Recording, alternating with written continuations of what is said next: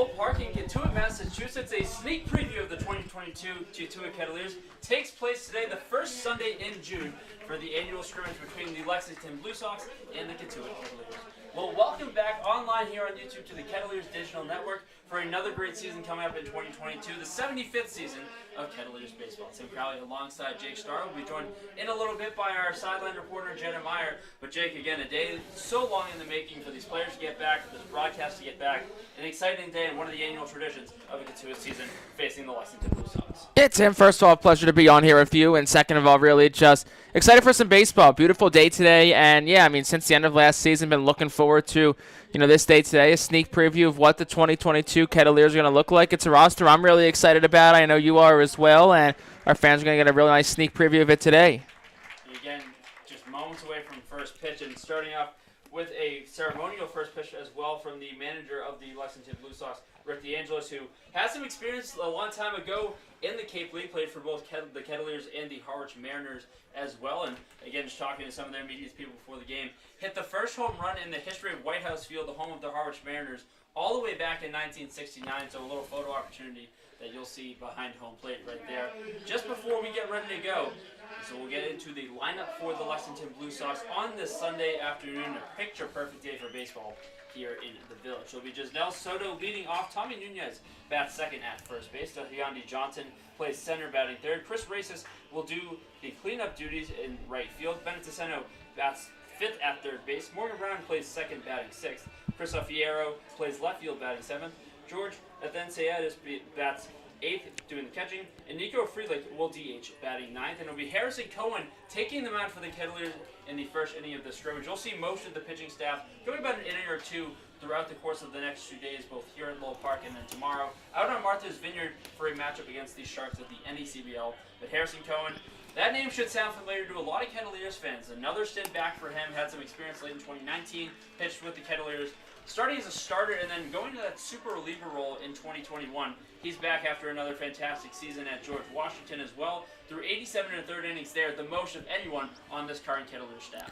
Yeah, you said Harrison Cohen, someone who a lot of experience last summer, 11 appearances for Cotuit. 2 of them came as a start, so he's familiar starting games for Cotuit as well. But no, you said it, Tim, a really strong year down for George Washington this season. Lowest ERA was back in 2020. That's the COVID season, so you kind of throw that one out the window. You look at this 22 season, probably the best statistical season Cohen has had. Racked up a couple of A10 awards as well with GW. And he takes the field. We'll look at the defense now for the Kettleers, starting in the infield. Ken Collier plays third base. Mitch Jeb at short. Graham Pauly at second, and Peyton Williams at first. Left to right across the outfield, Cade Kern, Cam Hill, and Carter Trice. So some familiar faces out in the outfield as well, and Hill and Trice returning Kettleers. And then Cade Kern, a former Cape Leaguer as well last summer, makes the jump over to the Village. Yeah, no, it's a strong defensive lineup for Cotuit today. And, I mean, big thing, Tim, today is obviously going to be experience. We're going to see a lot of pitchers throwing today. We'll see a bit of movement throughout the lineup later in the game as well. And I think the goal, obviously, these next couple of days are for Coach Roberts and for this Cotuit team is going to be just get as many guys at bats, get as many guys innings in the field as possible, so they're fresh when next Sunday comes and we're on the road to Chatham. So again, we'll get a chance to meet a lot of these guys over the next 2 days, especially with the home scrimmage today, as we mentioned, and then taking the ferry over to Martha's Vineyard tomorrow for a matchup against the Sharks. Looking forward to that and hitting the road. A lot of these guys getting their first chance over to the Vineyard as well, and just comes with the Cape experience that comes for these ball players throughout the summer. But so again, moments away from first pitch, and again the annual scrimmage that goes back a few years now with Lexington and Cotuit returning after the COVID pandemic in 2020, played here last year, and it was a big win for Cotuit in that game. A 12-0 win over the Lexington Blue Sox, a little bit of a power display as well. Saw a home run from John Rhodes, who ended up being the highest drafted Cotuit Kettleer in the draft last season, a third-round pick going to the Baltimore Orioles. So see who some of the stars are that'll start to emerge today. But again, about a week from today will be opening day for the Cape League with the first sneak preview that we get of the 2022 Cotuit Kettleers. Baseball back at Lowell Park, just about ready to go, as Gisnell Soto will get in from the left side. Harrison Cohen about to toe the rubber. Baseball back here on the Cape. Even though it's just obviously an exhibition game, still feels good. Baseball back here at Lowell Park. Let's have some fun, Tim. So Cohen towing the third base side of the rubber, goes into the windup. And his first pitch finds the bottom of the zone at the knees for strike one.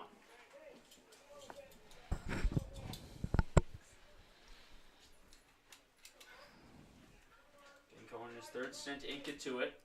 Went through a variety of roles last year, as we mentioned in the open. So he kicks with the 0-1. Leaves that one outside. Count evens at 1.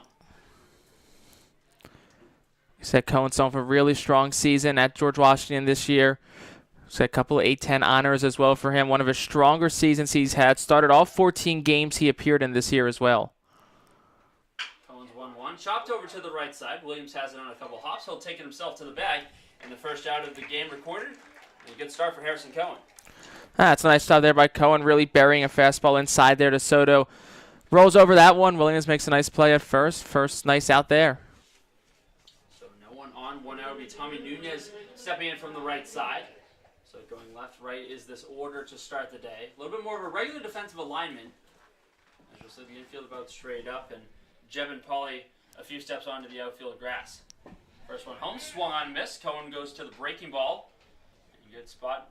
Moves the count to 0-1.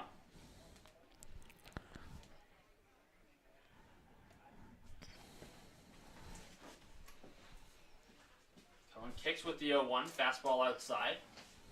Mickness over to grab that one in the other batter's box. Count evens at 1.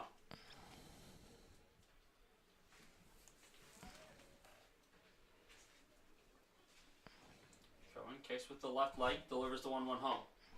Fastball finds the outside corner, finding his way to establish on both sides of the plate. 1 ball, 2 strikes. You said Cohen trying to work inside, work outside here. To Tommy Nunez, just try to change things up deception-wise.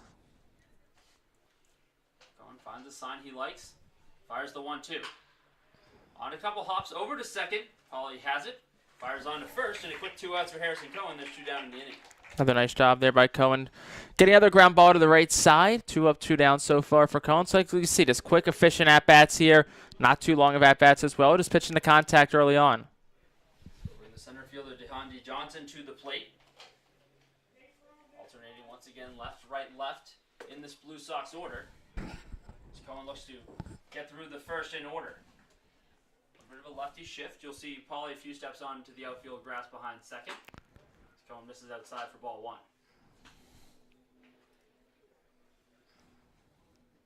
Giving some room on the left side as well. Jeb shading the bag at second. Right at the edge of the grass. Here's Cohen's 1-0. Cut on and missed. Johnson went chasing just a bit, evens it at 1. I pitched a lot of nice sink action to it late. Really tailed away from the lefty Johnson late. Cohen really found his groove with that pitch after making the shift to the bullpen. Is that long reliever late in 2021. He buries that one down out of the zone, changing eye levels, jumps back ahead in the count 1-2. Cohen's a pitch away from getting the side in order. Cohen's pitched really well so far, getting ahead of these hitters, putting them behind in counts, really forced them guessing. Accepts a sign. Gave a little bit of a quick nod, but now time called. Johnson looking to reset his tempo in the box.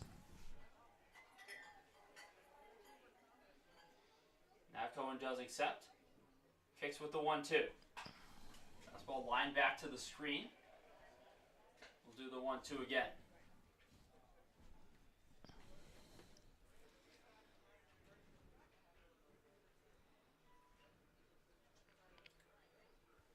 From the windup, Cohen's 1-2. Leaves that one outside. Mickness slides over to his left to snag it. 2 balls, 2 strikes. Try to go with that sinker action again there. Lip it 2 outside there. See what he comes back here with a 2-2. Again, maybe just trying to turn that one over. Left it out just a little bit. See what direction he goes. 2-2 count. This one chopped over to the first base side. Another opportunity for Williams. He feels it on a few hops. Takes it to the bag himself. And a 1-2-3-0 inning for Harrison Cohen. Starts off this scrimmage in the first look at the Kettleers. So there's the defense, the pitching staff. Bats coming to work in the bottom half of the first inning. So no runs, no hits, no errors, and no one left on for the Blue Sox. Kettleers coming to bat in the bottom of the first inning. We'll have that in just a moment. You're tuned in to Kettleers Baseball on the Kettleers Digital Network.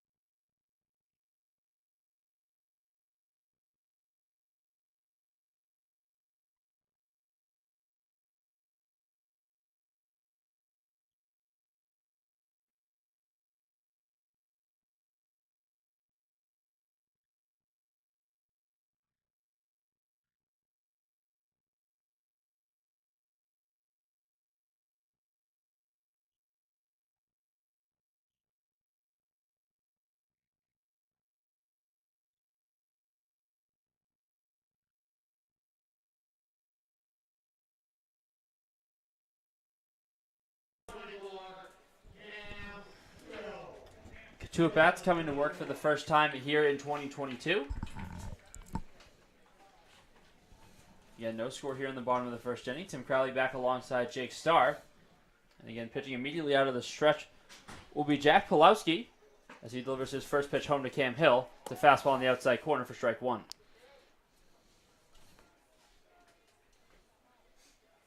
Hill, again, a returning player to Cotuit, had a stint in 2021. At the time was a Kentucky Wildcat as he swings through a breaking ball. Falls behind quickly 0-2. Kentucky Wildcat, as we mentioned, during his stint in Cotuit in 2021. Since then, transferring to Stetson University. And then nonetheless finding his way back to the Village in 2022. He leads off the order, which we'll give you after this pitch. With Pulowski way ahead. Delivers the 0-2. Chases that one in the dirt. Gets away from the catcher. Hill will advance to first. So a drop third strike. Does give the Kettleers the first runner of the day. Will go down as a strikeout in the books, but Cam Hill finds his way on first with nobody out. Yeah, good heads-up awareness there by Cam Hill. Gets away from the catcher behind home plate. He's able to get the first base. Kettleers have a base runner on early.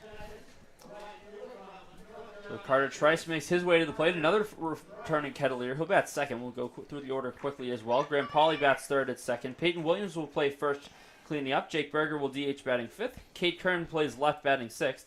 Justin Mickness will catch batting seventh. We'll get you the rest in just a moment. Runner goes, pitches a strike, throw down to second is not in times that skips in. It's an early stolen base for Cam Hill.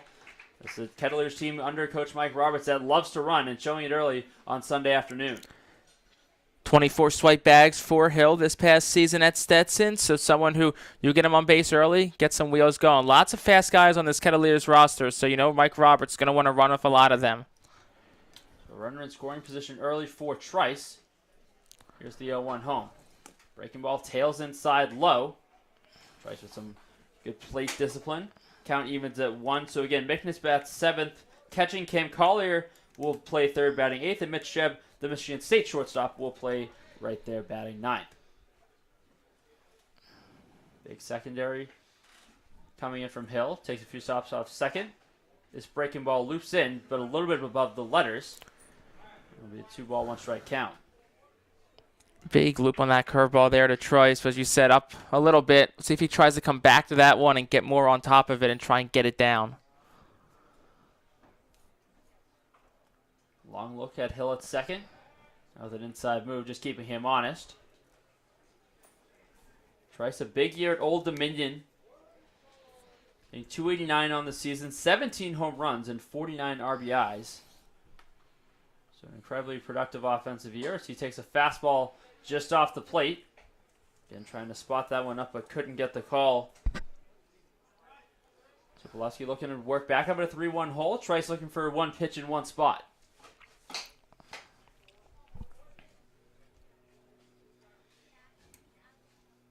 Pulowski accepts.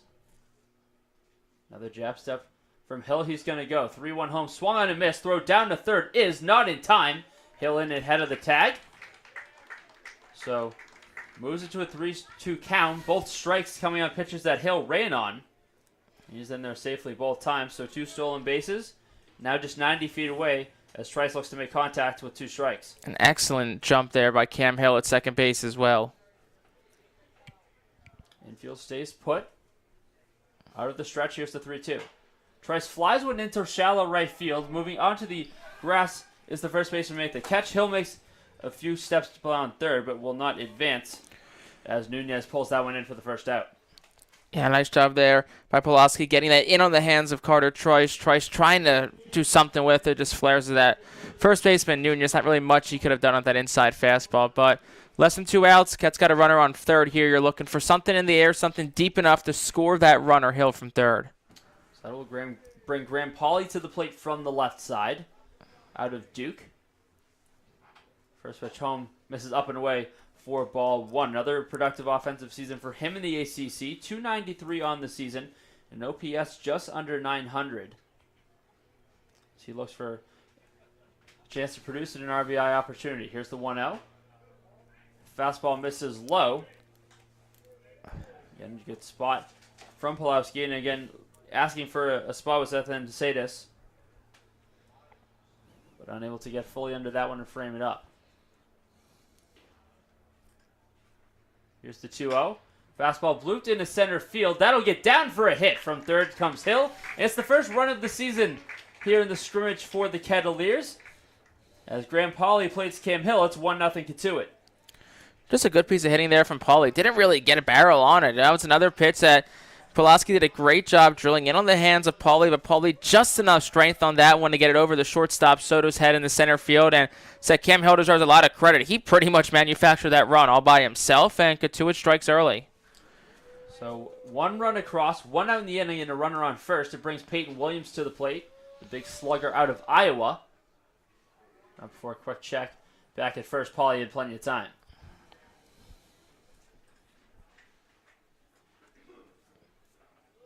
Again, left-handed heavy lineup so far. 3 of the first 4 for the Kettleers on that left side. Pulaski deals the first one home to Williams, and it's a fastball just above the letters, ball 1. Pauly on first swipe, 5 bags this season, so not as much of a threat to run as Hill. Still some threat. We'll see what Mike Roberts decides to do at third. Long pause at the belt. Pauly takes an extra step. Way up above that curveball. That one slipping out of the hand. Couldn't get his release point down. It's a 2-0 count to Peyton Williams. And Pulaski's really been struggling so far on getting on top of that curveball and really getting it down in the zone. All of his misses with that curveball have been up so far. Again, Pauly taking another aggressive lead. They'll throw over. The throw down to second is in time to get Pauly. So he went first move. Pulaski threw over. And it's the throw over from Nunez to Soto. Retires the second out of the inning. So Cotuit not missing any aggressive chances on the base path so far. They're running every chance they have, but that time gets Pauly picked off. There's 2 out in the inning. And no reason not to be aggressive, obviously. First game, scrimmage game, you have a chance to really try some different things out. Give these guys an opportunity to, get some looks on the base pass against a lefty. 2-0 to Williams. Fastball misses down and in. Be 3 balls, no strikes. We'll see if the take sign's on. Jake Berger stands on deck. Should Williams reach. Pulaski deals the 3-0. Fastball did have the green light as Williams might have broken that bat on the 3-0 swing. Fastball ran inside. So he'll get a new piece of lumber and return to the box with a 3-1 count. And another one. Nice job there by Pulaski. Drills it in on the hands. He's done a nice job coming inside of that fastball. That time Williams unfortunately breaks the bat. New piece of wood for him, and see what they do here. I think you at least get through the first week, take some batting practice, get through the scrimmage with that first bat. Again, a lot of these guys using wood for the first time. That's the unfortunate part of the game that comes in the Cape League. Again, wood bat usage for a lot of these college players and for all these college players. Here's Pulaski's 3-1. Fastball swinging is Williams. He fouls that one back into the parking lot. One hops a truck, and we'll go full when we return. Williams just trying to fight it off here. Williams, the big power hitter out of Iowa, 13 home runs this past season for the Hawkeyes. A Hawkeyes team that finished 3rd in the Big Ten in the regular season, just missed out on the NCAA tournament. 3-2 to Williams. Loop down the third base line. That'll get out of play into the third base stands. And that'll pop up into the last row of the wooden stands. We'll do the 3-2 again. It's great to see fans back in the stands as well, especially on that third base Cotuit side. Great spot to watch a game here on this sunny June afternoon. Williams ready for the 3-2 again. Here it is. Breaking ball popped up on the infield, giving chase, but that will get out of play. That hits over the other side of the Cotuit dugout. So what was once a 3-0 count, Pulaski able to work back full, but now Williams fouling off a few tough pitches, looking to find his way on with no one on at 2 out. It's been a strong at bat from Peyton Williams so far. Fouling a bunch of pitches off, taking stuff off the zone. We'll see what Pulaski does here to Williams. We'll see if he challenges him with a fastball or tries to bury an off-speed pitch. And still trying to find that breaking ball release point. See if he has a 3-2. Goes back to the fastball, and Williams chops it foul. So 4 straight foul balls now. Williams working hard. We'll do the 3-2 once again. See if Pulaski comes back here. He's content on challenging Williams with the fastball. It's a big risk with a guy like Williams who can hit the long ball the way he does, but Pulaski's being aggressive. We'll see if he continues. Another 3-2. This one misses low. Williams takes. And hard worked at bat for the Iowa first baseman. Finds his way on with 2 out and brings Jake Berger to the plate from Harvard. Jake Berger getting the start at DH to start off this game today. You said from Harvard, another strong hitter out of the Ivy League, 7 home runs this year.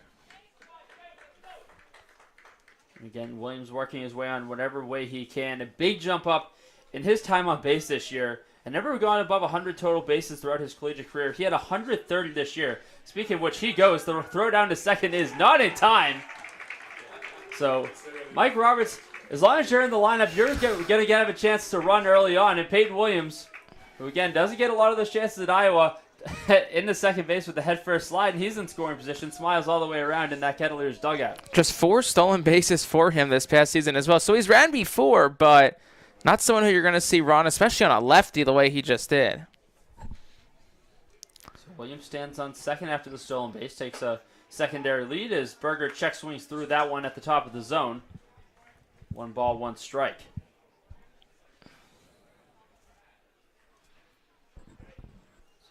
Again, another lefty in this Cotuit order early on. Another 2-out RBI chance.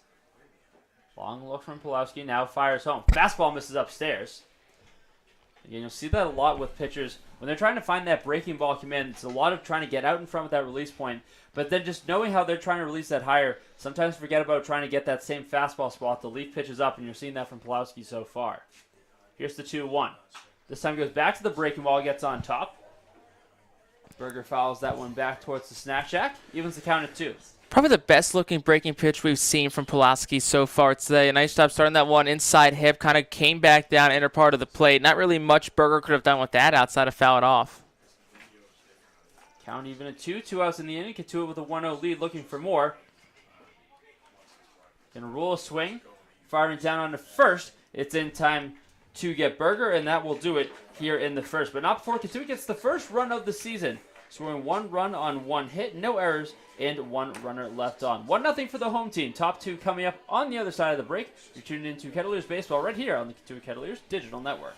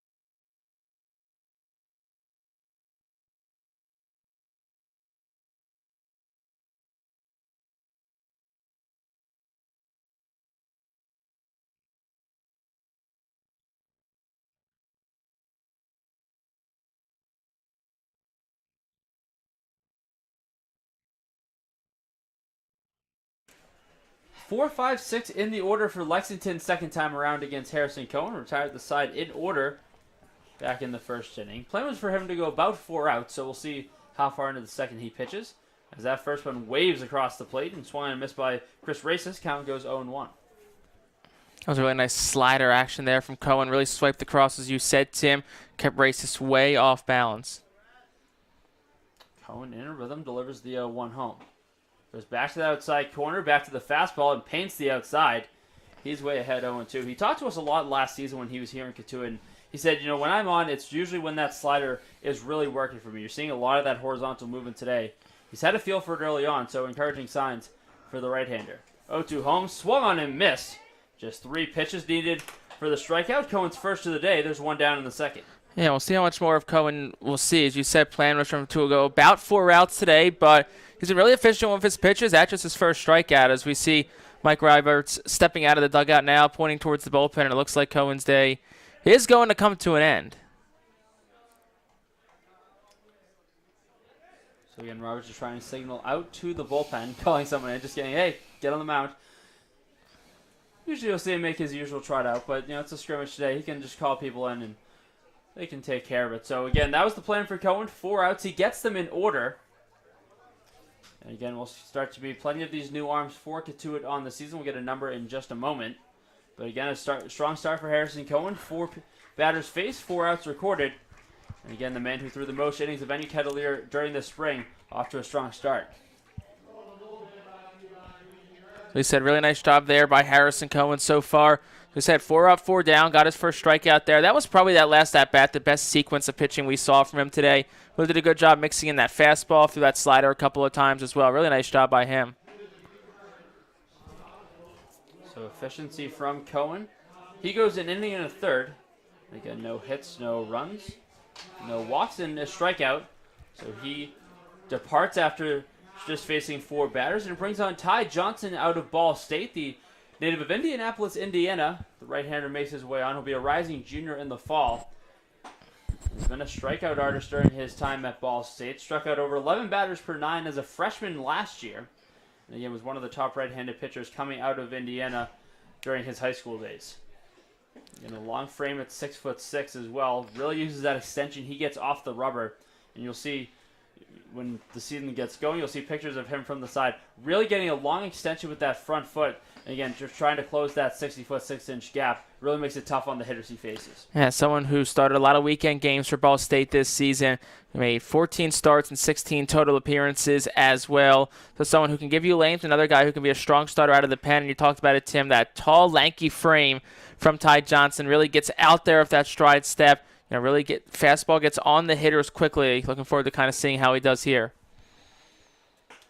So he'll start with 5, 6 in the order, and again we'll get to the bottom third should anyone reach. 1 out in the top of the second inning. Once again, a 1-0 score.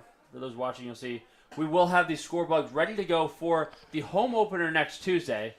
But again, you can sort of see that Lowell Park scoreboard out in left center field. We'll remember to give some score updates throughout the course of this one. So again, 1-0 Cotuit. Top 2, 1 out, no one on. And it brings Bennett Ticeno to the plate from the right side. Playing third base for the Blue Sox today. It'll be Johnson now out of the stretch, lined up on the rubber. First pitch home is blooped into shallow right field, moving in on it, and laying out to trying to make the catch. It gets past Trice in right. Heading to second is Ticeno. He'll get in there on a slide. See how they rule that on the blooper. Trice coming all the way in. Again, had to stop for a moment, started back, then coming in. They'll rule it a hit as it should. And it's a double for Bennett Ticeno, and now a runner in scoring position for Lexington with just 1 out. Yeah, Ticeno, nice job just getting that one out in the right field. Trice, as you said, kind of slowed up at first, then picked back up at the end, came out to the full extension dive. Nice effort by him, just couldn't get to it. So first runner against Ty Johnson reaches. It brings the lineup card to Morgan Brown, playing second today. Johnson quickly steps off, gives a look to second, but nothing doing.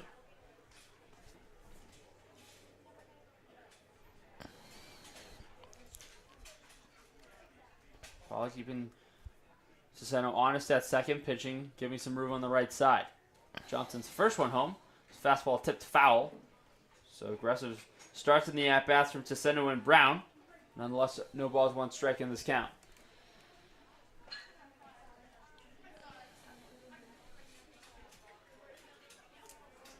Long peer in for the sign. Now sets at the letters. Pauses in, fires. Breaking ball fools the hitter. Brown way out in front of that one. You can see the smile on his face as he takes a little stroll outside the batter's box. He'll look to protect in an 0-2 count. Huge sweeping breaking ball there by Ty Johnson. One of the better pitches we've seen from him so far today. Really kept the hitter off balance in Brown. See the fastball, see the breaking ball, see what he wants to do 0-2. Goes back to the breaking ball, gets Brown swinging. He gets his first strikeout of the day, second of the inning for the Cotuit staff, and there's 2 down. Yeah, really nice job. He saw once, okay, the breaking ball is not something Brown likes. He's way out ahead of it, isn't seeing it well. Doubles up, goes right back. But you see a lot of pitchers like to double up on that breaking pitch, especially if they see the hitters are off balance on that first one. So again, 2 down in the inning. Seno stands on second. It'll be up to Chris Aferio to keep the inning going. First one home. Swung on and missed. That breaking ball from Johnson dancing across the plate, fooling these right-handed hitters. Does again to start this at-bat 0-1. That's 3 straight really nice breaking pitches from Ty Johnson. These Cotuit right-handers with good feel for the breaking ball early on. A good sign here on the first Sunday in June. Johnson with a quick inside move, but nothing as Seno strolls back into second base.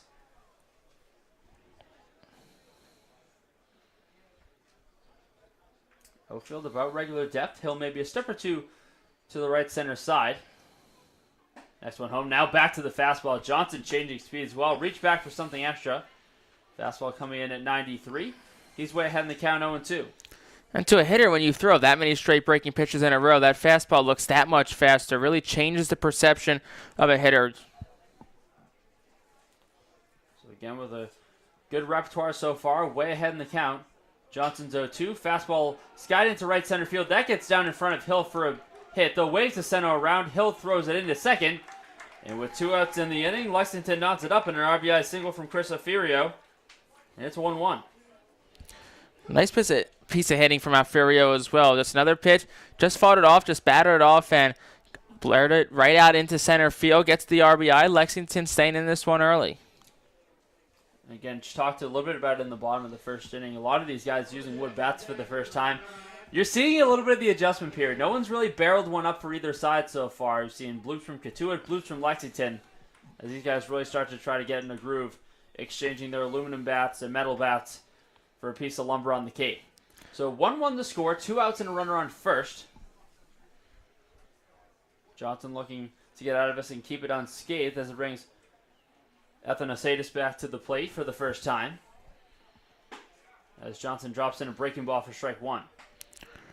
Yeah, I mean, even for guys, the younger guys who haven't played summer ball before, maybe they haven't touched the wood bats in high school, or it's been a while. A lot of the guys even that have played on the Cape, played summer ball before, they're used to the aluminum bats. Making that transition can be a bit tough. Quick check back at first. Back in plenty of time. Is Aferio. Again, he's able to get back. Saw him start to lean a little bit towards the second base bag. It was a good timing throw from Johnson, but runner back ahead. Now he goes to the 0-1 count, blocked right in front by Mictus. Tried to backhand that one, but couldn't corral it. It's a stolen base for Aferio. Puts himself in scoring position as the go-ahead run to try to give Athanasiadis an RBI opportunity with 2 outs. Lexington doing it just like Cotuit's doing. Not afraid of being aggressive on the base pass. First stolen base of the day, but being aggressive out there. They're both managers trying to get a feel for the speed factors early on in the season, heading into the summer. Couple nods towards second. Now Johnson fires home. That fastball finds the outside corner. McNish reached forward a bit. I think that's the conversation you're seeing between our home plate umpire and Athanasiadis now, trying to figure out where that one is. Just making sure, again, as the catcher, both sides getting that one. Giving a little bit off that outside corner. He'll call time in the box. Johnson looking to keep the score right where it is. 1-1, top 2 from Lowell Park. Blue Sox and Kettleers even early on in this Sunday afternoon. Johnson sets at the letters. Pauses and delivers. Breaking ball into right center field. Moving over his Hill. He makes the catch. And that retires the side and limits the damage in the second. But not before Lexington knots it up in an RBI hit from Aferio. Kettleers bats going back to work in the second. Back in just a moment right here on the Kettleers Digital Network.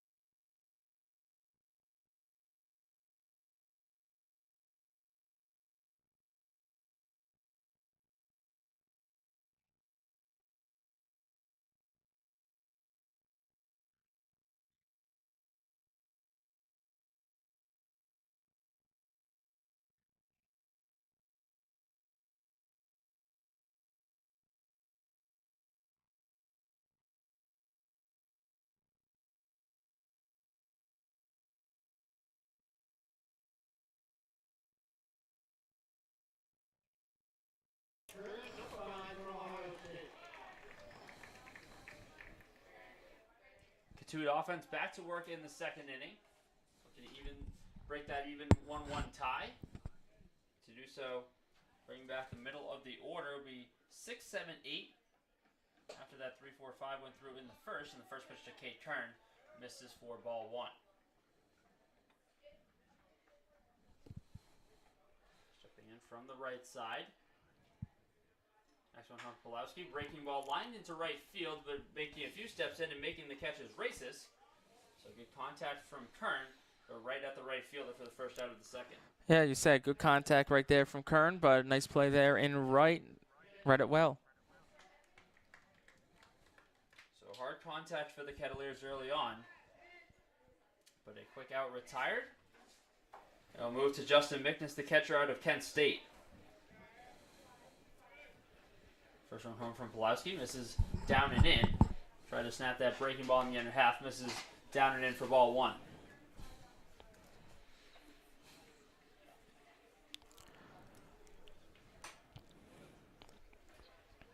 Infield at regular depth. Johnson shading way to the left center side out in center field. As that one hits Mickness, look, they might have tried to get it right in on the knob, but that does hit him on the hand. As he'll make his way down to first. Looks like he's all right, and it's a base runner with 1 out. Yeah, we talked about earlier, Tim, that Pulaski is not afraid to come inside, especially to lefties in that lefty-on-lefty matchup, and we saw that again right there. That time just plunks Mickness, gets him on base for the first time today, but I think he's going to still come inside. Nothing like that's going to really shy him away from that. So 1 on, 1 out in the inning. And again, now you get to see one of the bats. And we'll be talking about quite a bit throughout the early course of the season in Cam Collier. First pitch for him will have to wait. Just quick check on Mickness. He's back in plenty of time. So Collier, quite the story again, was originally a 23 class draft prospect, reclasses into 2022, and has shown out tons of attention from scouts early on in his college career at Chipola. So he takes a fastball high on the outer half for ball 1.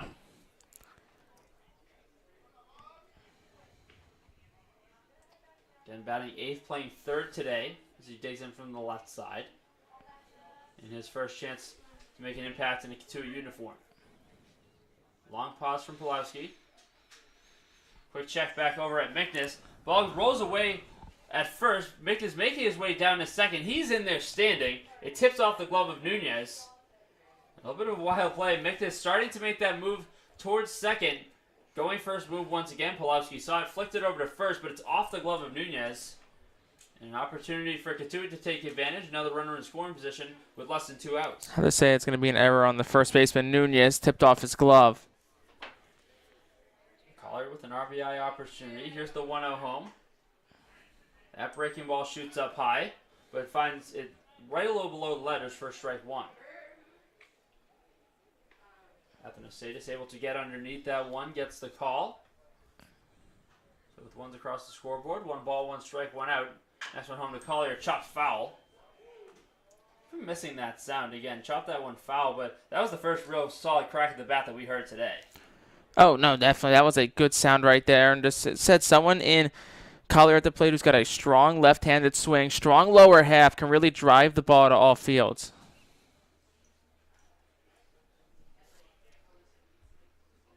Long cross from Pulowski. Collier looking to make contact with 2 strikes. Lefty home. Fastball skied on the infield. Calling off and making the catch is Tesseno, and there's 2 down.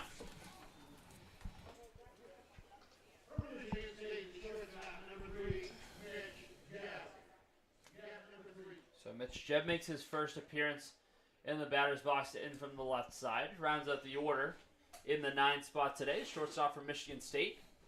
And once again, another lefty in this order for Mike Roberts here in this preseason preview.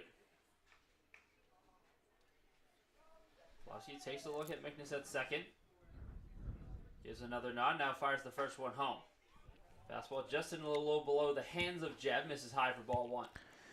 Jebb, one of the better hitters on that Michigan State team, hit .356 this past spring. One of the leaders on that Spartans lineup.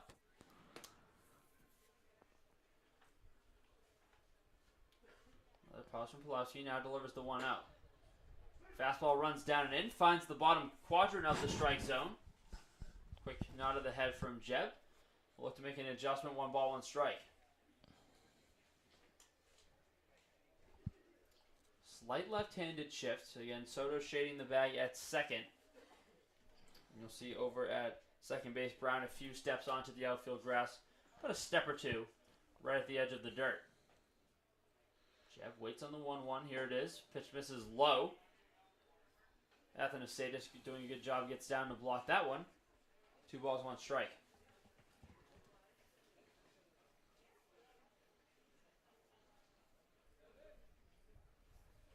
Lexington and Cotuit tied at 1, bottom 2. Kettleers looking to break that tie. 2-1 to Jeb. This fastball paints the outside corner. Lowski probably with the best fastball he's located today. Evens the count at 2. I was going to say, it's one of the better pitches we've seen from him today. Painted that one on the outside corner. A guy like Jeb, not much you can really do with a pitch that spotted that well. Lowski looking to make another great pitch to get out of it. Jeb looking to put bat on ball with 2 outs. Next one home does so. Flicks it down the third base line, but just foul. DeSena was there a little bit past his outstretched glove. Again, Jeb just trying to protect with 2 strikes. Gave himself a chance, but just couldn't keep it fair. I think he might have broken his bat as well. Looks like he did. He'll go for a new piece of wood, but that one was close. Almost down that third base line. Almost kicked up some chalk, but just a little bit left of that line. So Peyton Williams, Mitch Jeb will have a little bit of shopping to do later this week as to they'll look to replenish the collection of wood bats that they brought to the Cape. Again, 2 breaks early on for the Kettleers. That one a little different from the Williams one. That one was a fastball that drove in on his hands. Jeb just getting that one off the end of the bat and shattering down that direction. So return to the left-handed batter's box with a new bat. And a new opportunity in a 2-2 count. So look to keep the inning going. Cam Hill waits on deck should Jeb reach. Back to the stretch goes Pulowski. Sets at the belt. Quick check at second. Now steps off. Firing on to third is Migdis. And he's tagged out at third trying to get a head start. And he's slapped a tag on with Toseno. And that will do it. So Jeb will return the third back to the plate. So it'll be 9-1-2 when the Kettleers come back to work. But for now, tied at 1 after 2 between Lexington and Cotuit. Top 3 coming up on the other side of the break. You're tuned in to the Kettleers Digital Network.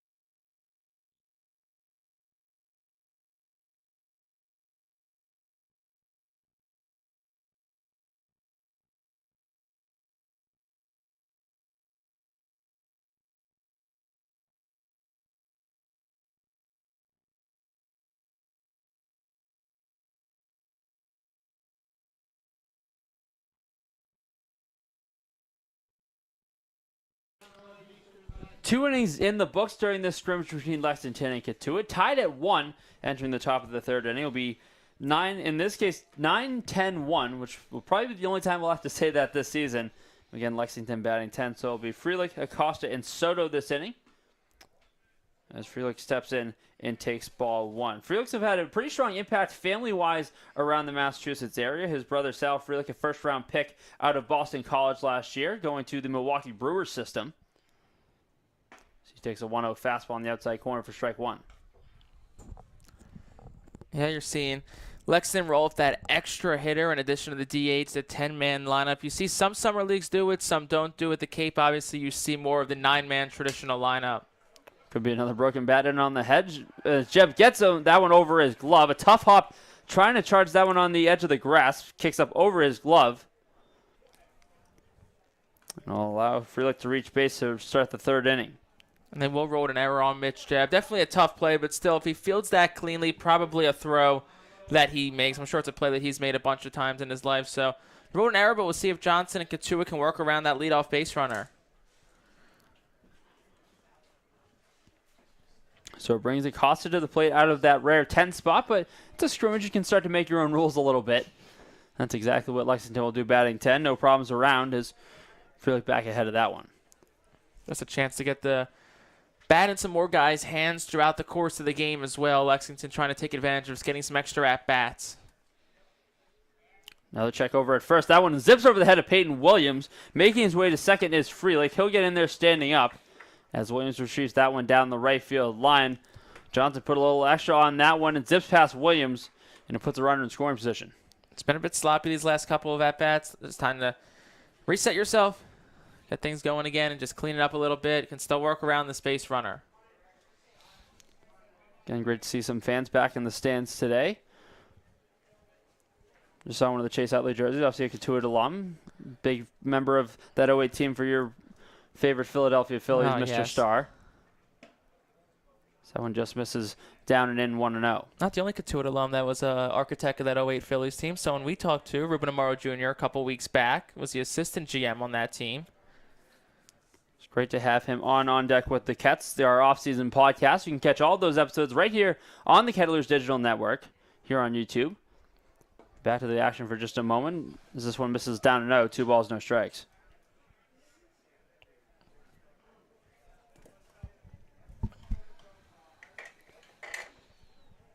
So Johnson looking to work around an early jam. Runner on second, no one out.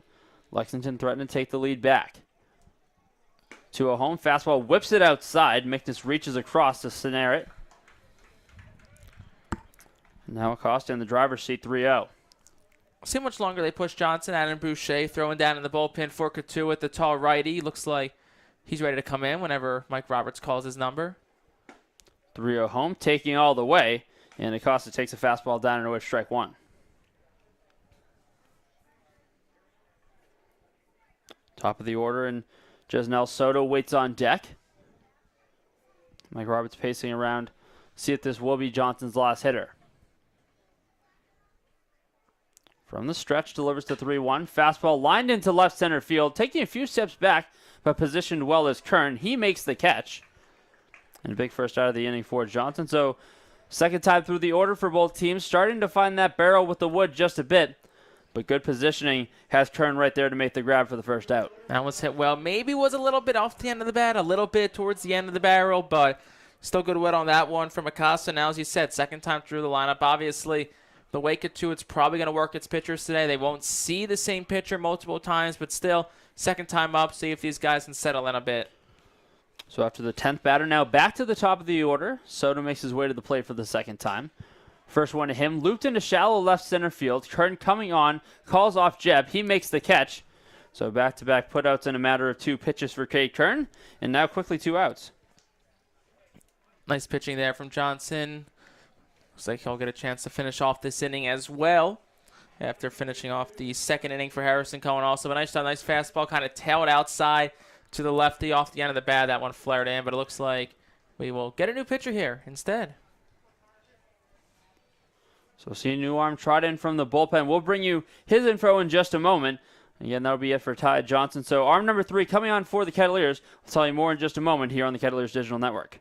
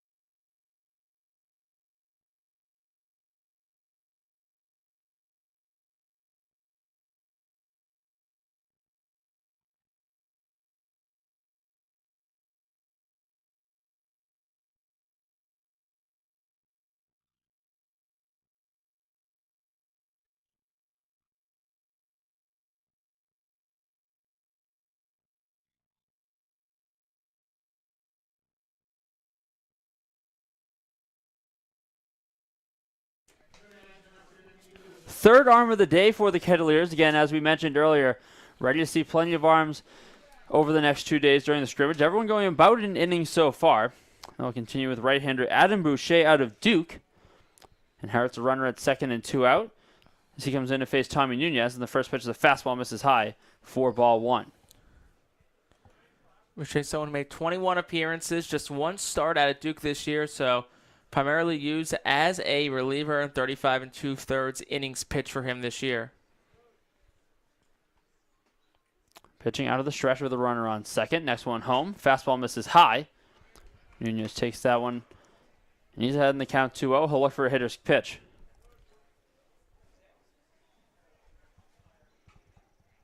Again, Pauly shaving towards the bag at second, keeping the runner honest. Some room to work on the right side.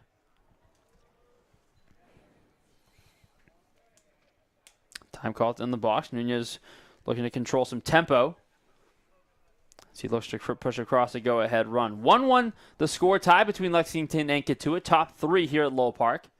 Boucher delivers the next one home. Fastball grounded over onto the right side. Pauly fields it and fires on to first. On to Williams, and it's in time to retire the side and keep the score right where it is. So nothing for Lexington in this inning. They get a runner on after the error, but then in order, a fly out to left, another fly out to left, and then a ground out to second to strand the runner. So Kettleers coming to bat in just a moment. 1-1 the score, tied. We'll keep it here for now.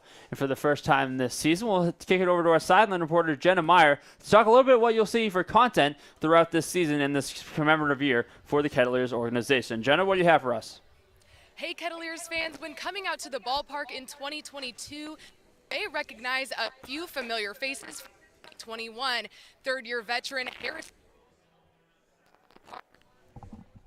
University, third-year veteran Hill from Texan, 2-year veteran who recently transferred to NC State. Back to you, Tim and Jay. Well, Jenna, thanks so much. And again, a handful of returners that we've talked about, Jake, throughout the course of the broadcast. We saw Cohen early on, and just knowing how big of an impact he's had throughout his time in Cotuit, especially during last season, going through so many roles. You know, was one of those guys, was in the rotation to start the season, made it his first start of the year down in Orleans against that team on the road, was the Eastern chip on that first part of the season for the Kettleers. Then going through a little bit of a change, had a little bit of a rough patch during the middle of his season. They found out a new role to use him. Really became that super reliever that a lot of contending teams need. You think back to maybe like a 2016 Cleveland team in Major League Baseball. They had Andrew Miller that they could turn to for multiple innings. For Cotuit, late in the season last year, it was Harrison Cohen going multiple outings. Thinking about some of the games against Wareham, 4 scoreless innings. He really found his groove. And in that Cotuit team that pushed all the way to that second playoff spot in the West, it was really Harrison Cohen and his development in the bullpen. That was a huge part of that. You know, I'm excited to kind of see what kind of role Harrison Cohen finds himself into this year. And it could be a variety of roles. You said somebody who's shown he can start, someone who can come out of the bullpen, middle game, late in games as well. So kind of just have to see. I'm excited to kind of see how Cohen continues to grow this summer. So Mitch Jebb once again at the plate as Mickens was picked off to end the second. So 9-1-2 in the order for the Kettleers here, bottom 3. 1-1 the score, tied up with Lexington. 0-1 home. Jebb takes inside. 1-1 strike. Pulowski out for a third inning of work. So giving him a little more length than Cotuit pitchers. Already 3 arms for the Kettleers, but Lexington sticking with the starter. Pulowski with the pause. Out of the stretch. Delivers a breaking ball. Couldn't get on top. Good awareness from Jebb. 2 balls, 1 strike.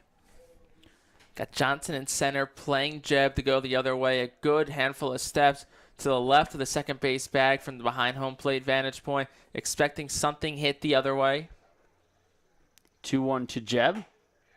Fastball misses just above the letters.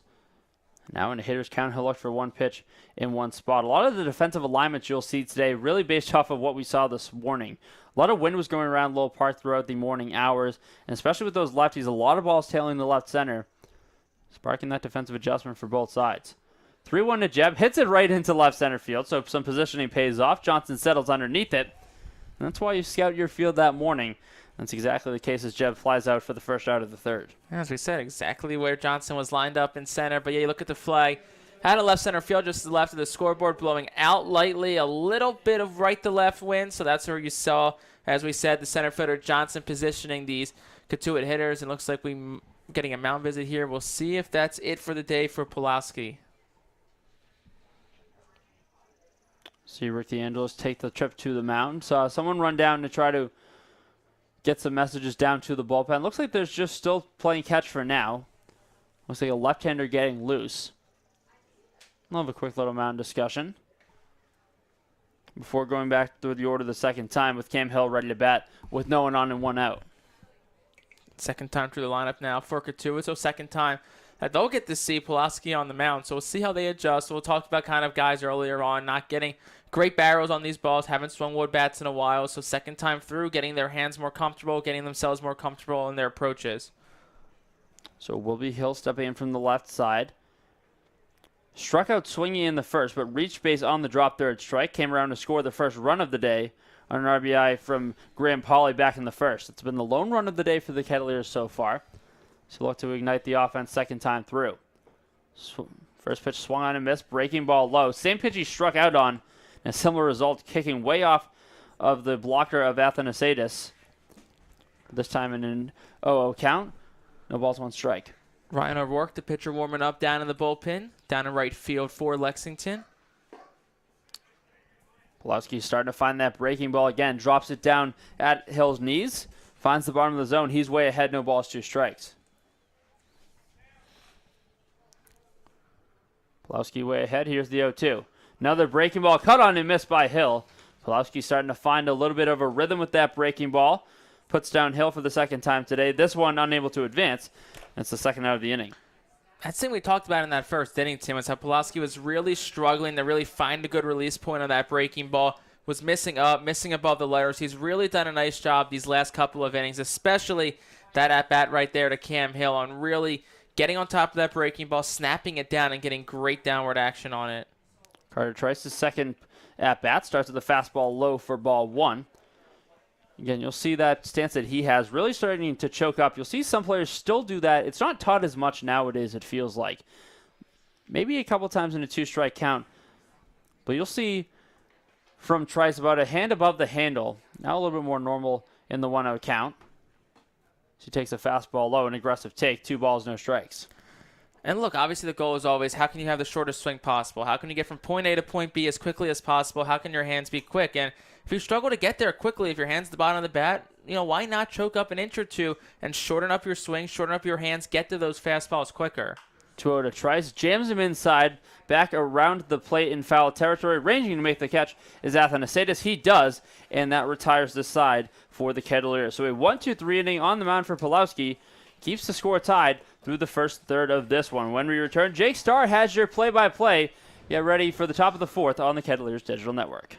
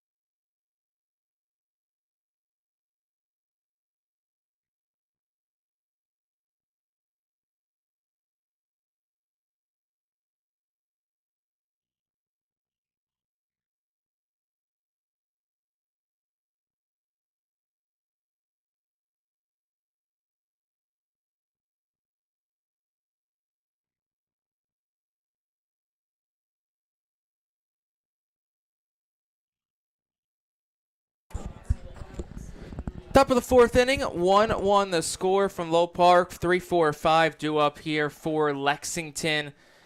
Johnson will lead things off. Racist awaits on deck, and Tesano waits in the hole. Adam Boucher, the tall righty from Duke, back on the mound for Cotuit. He kicks and deals his first pitch. That one's fouled straight back. 0-1 the count to Johnson. 0 for 1 today. Grounded out to the first baseman. Williams, his first time up back in the first. Again, that one fouled back a little below the press box. These are, again, unfortunately, we have the fence in front of us. Otherwise, I start bringing the glove to these games.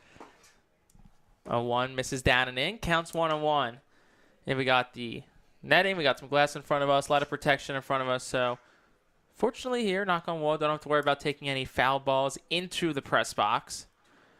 Counts 1-1. No outs. Top 4. Here's the pitch. That one off the end of the bat in the air towards left. Cade Kern backs up a couple of steps, and the Ohio State product will make the catch about 10 feet in front of the wall. Out number 1. Johnson is retired. Here's Chris Racis. Again, Kern's been positioned well throughout the course of the day. A lot of the hard contact for Lexington heading his way, but he's been positioned well. That time opens up his hips well. He's able to get back and make the first out of the inning. Racis the batter, 0 for 1. He struck out back in the second. The last batter that today's starter Harrison Cohen faced. Cohen faced 4, sent 4 down. Here's the first pitch to Racis. That one had the belt for a called strike. Going 1. Cohen inning in the third. Had a strikeout. He was followed by Ty Johnson. Also went inning in the third. 2 hits, a run. It was earned and 1 strikeout. 0-1 the count, 1 out, top 4. Here's the pitch. Upstairs with a fastball. Swung on a miss. Count is 0-2 to Racis. Boucher running that fastball up into the mid-90s. That one at 95. Starting to reach back. Now in a clean slate of an inning, he's starting to find a rhythm. Boucher, here's the pitch. Swing and a miss. Struck him out. Dropped quickly by the catcher. Mickness picks it back up, applies the tag to Racis. And that is the first strikeout today for Adam Boucher. 2 down quickly here in the fourth for Bennett Tisano. Score still 1-1. Top 4, 2 outs. Again, now you're seeing that full repertoire from Boucher. Saw that mid-90s fastball, placing it well, changing eye levels. And then how about that sweeping slider? So all 3 right-handers we've seen for Cotuit so far, really good feel for that breaking ball, encouraging signs as Boucher continues on. Bennett Tisano at the plate. Boucher from the stretch, kicks and deals. Strike 1, swung on and missed. Tisano doubled back in the second on a softly hit ball to right field that Carter Trice couldn't reach on a diving effort. He advanced to second, and then he eventually scored on an RBI single. Here's the 0-1. That one misses upstairs for a ball. 1-1 the count, 2 outs at Tisano. Boucher made 21 appearances this past spring for Duke. Only started 1 game, primarily used as the reliever. Here's the 1-1. Upstairs at the letters for a ball. 2-1. Pitch to the tune of a 4.29 ERA, but opponents only hit 2 of 13 against him in 35 2/3 innings pitched. He's down in the count 2-1, the Bennett Tisano. 2 outs, top 4, tied at 1. Here's the pitch. That one's down and in towards the feet to the right. He counts 3-1, 2 outs. Well, he'll pitch today, certainly making the trip tomorrow to Martha's Vineyard. It'll be a little bit of a summer homecoming for him as well. Pitched for Martha's Vineyard in the NECBL last season. It was strong, 12 innings pitched, a 1.50 ERA. 3-1 the count, 2 outs here in the fourth. Boucher set at the belt, kicks and deals. That one's flared off the end of the bat, foul to the right side. We'll do it again at 3-2, 2 outs. Adam Boucher just finished his sophomore season at Duke from Metuchen, New Jersey. Up in North Jersey, off the Jersey Turnpike.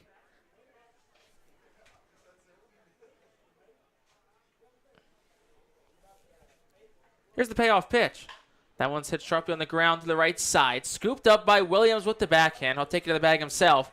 And that will retire the side. No runs, no hits. Nobody left on base for Lexington. We're through 3.5. We'll head to the bottom of the fourth. Score 1-1 here on the Kettleers Broadcast Network.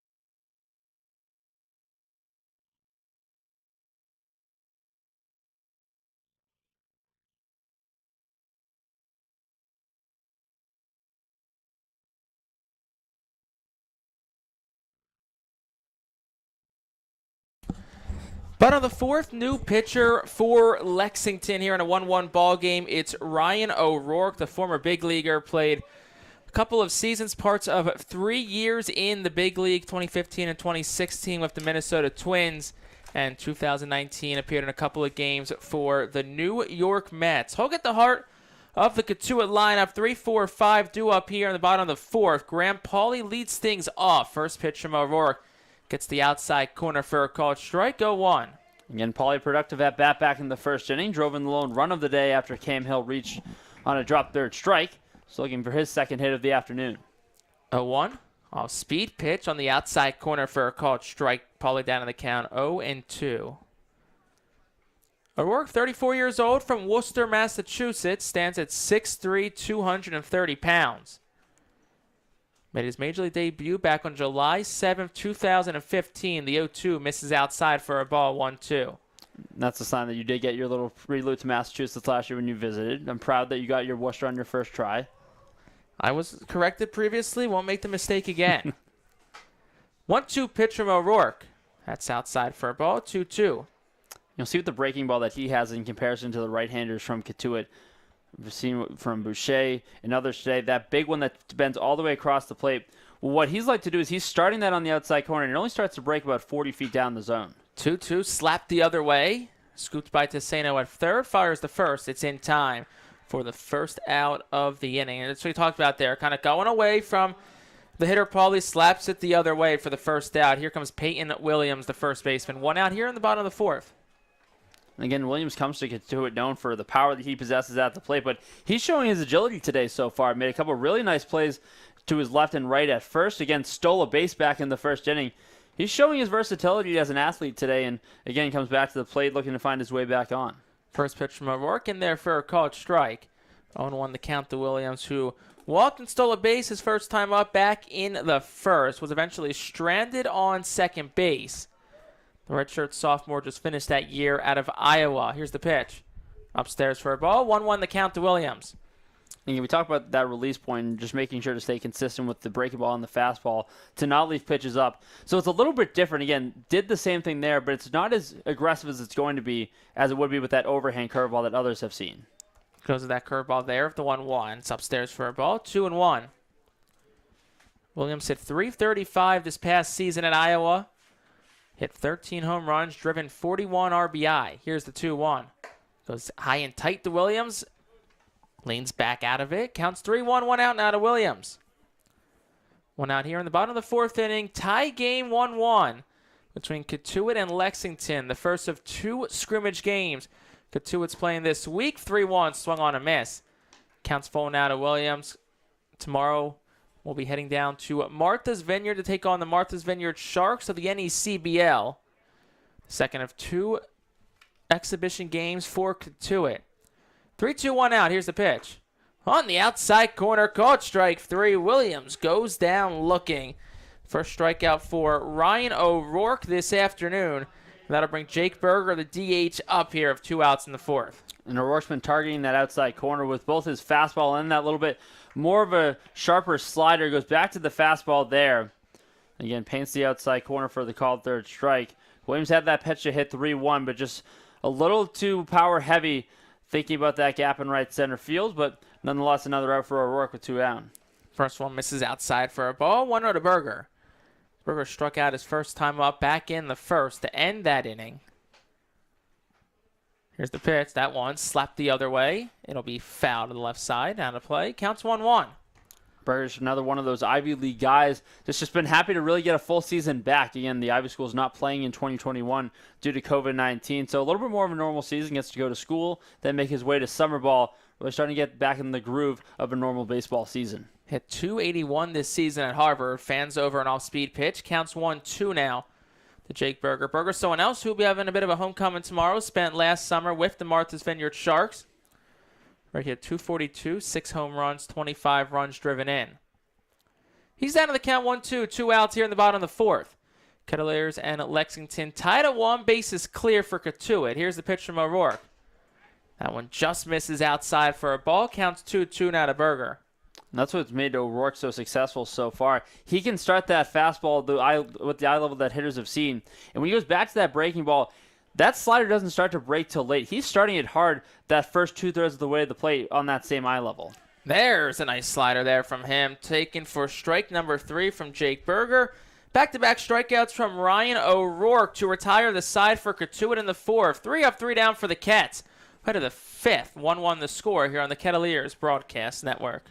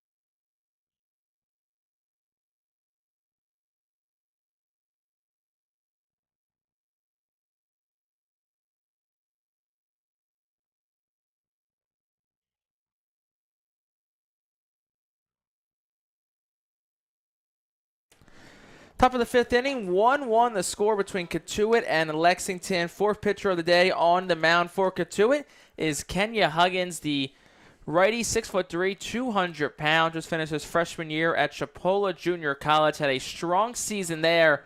Made 15 appearances. 14 of those were starts. Was 4-3 for 2.96 ERA. 2 complete games. 73 innings pitched, 66 hits, 32 walks, and 97 strikeouts. Someone, Tim, who, as you said at the break, just throws hard.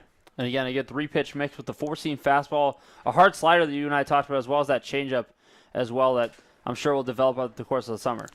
First pitch outside, gets to the backstop there, past the catcher, Justin McNiss. Morgan Brown leads things off. It's 6-7-8 due up here for Lexington in the top of the 5th. Just 3 combined hits between the teams. Here's the 1-0. Low and away for a ball to the righty. Brown counts 2-0. And again, the evolution of that changeup we'll talk about. You had it as well. You trust it. But again, that's going to be one of his big pitches that could really take him to another level. That fastball in the mid-90s. You talked about a harder slider in the mid-80s. 2-0 misses down for a ball. 3-0.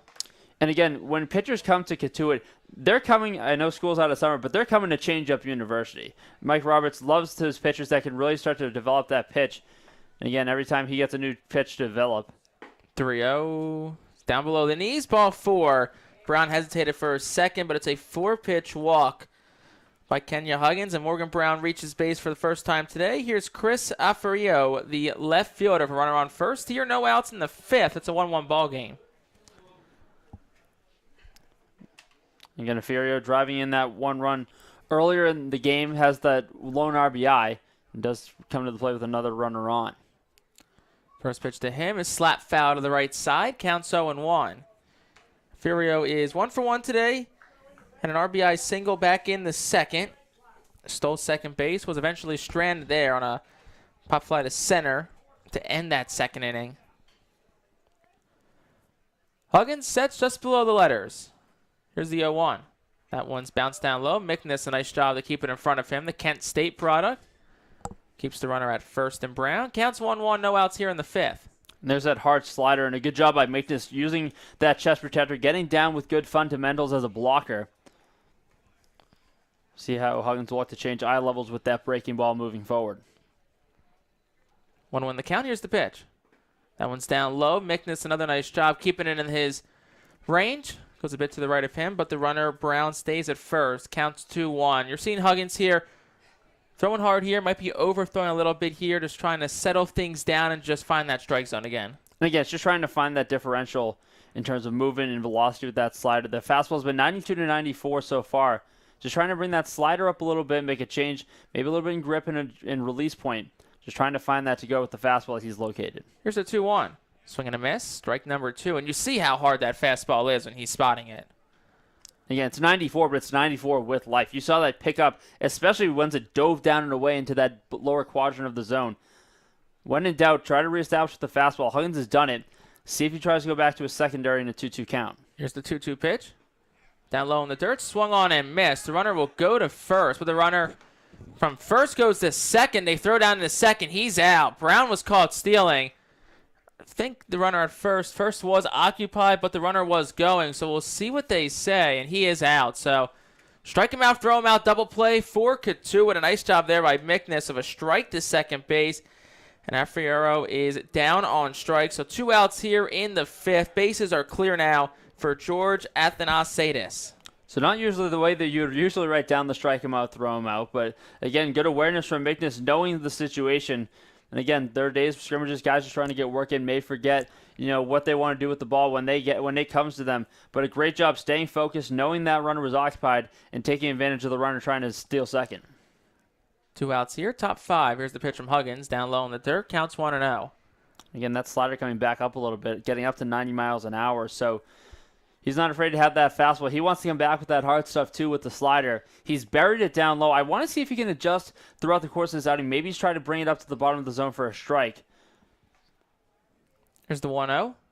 That one's on away for a ball, 2-0. It's a slider described as tight, sits mid to upper 80s. We saw it touch 90. We saw that last fastball at 95. Can touch 96, 97 with that fastball. And 6'3", 200. Still has some more frame to fill out as well. Here's the 2-0. That one's down low in the dirt. Counts 3-0 now. And again, everything coming down, down, down so far. That fastball's had a lot of tail down in the zone as well. Talked about the slider just completely falling off the table with some extra velocity. So again, for him, it's all about establishing that bottom of the zone first to allow those pitches to drop off and get some swings and misses. 3-0 pitch. That one's down low for a ball. Second walk issued this inning by Huggins.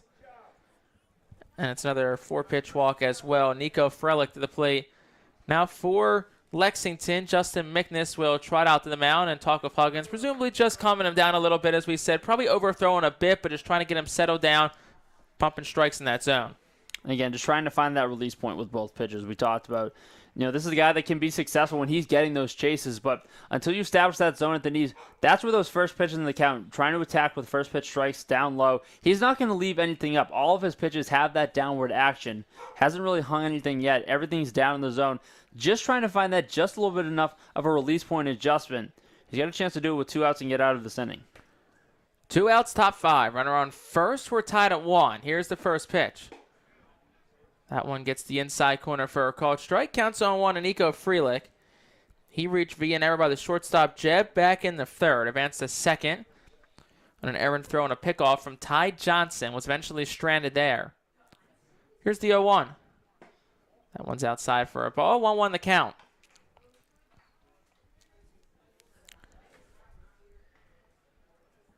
Left side of the infield, playing pretty much straight away. Second baseman Graham Pauly shaded towards the second base bag. Williams at first, holding the runner on there. Here's the 1-1.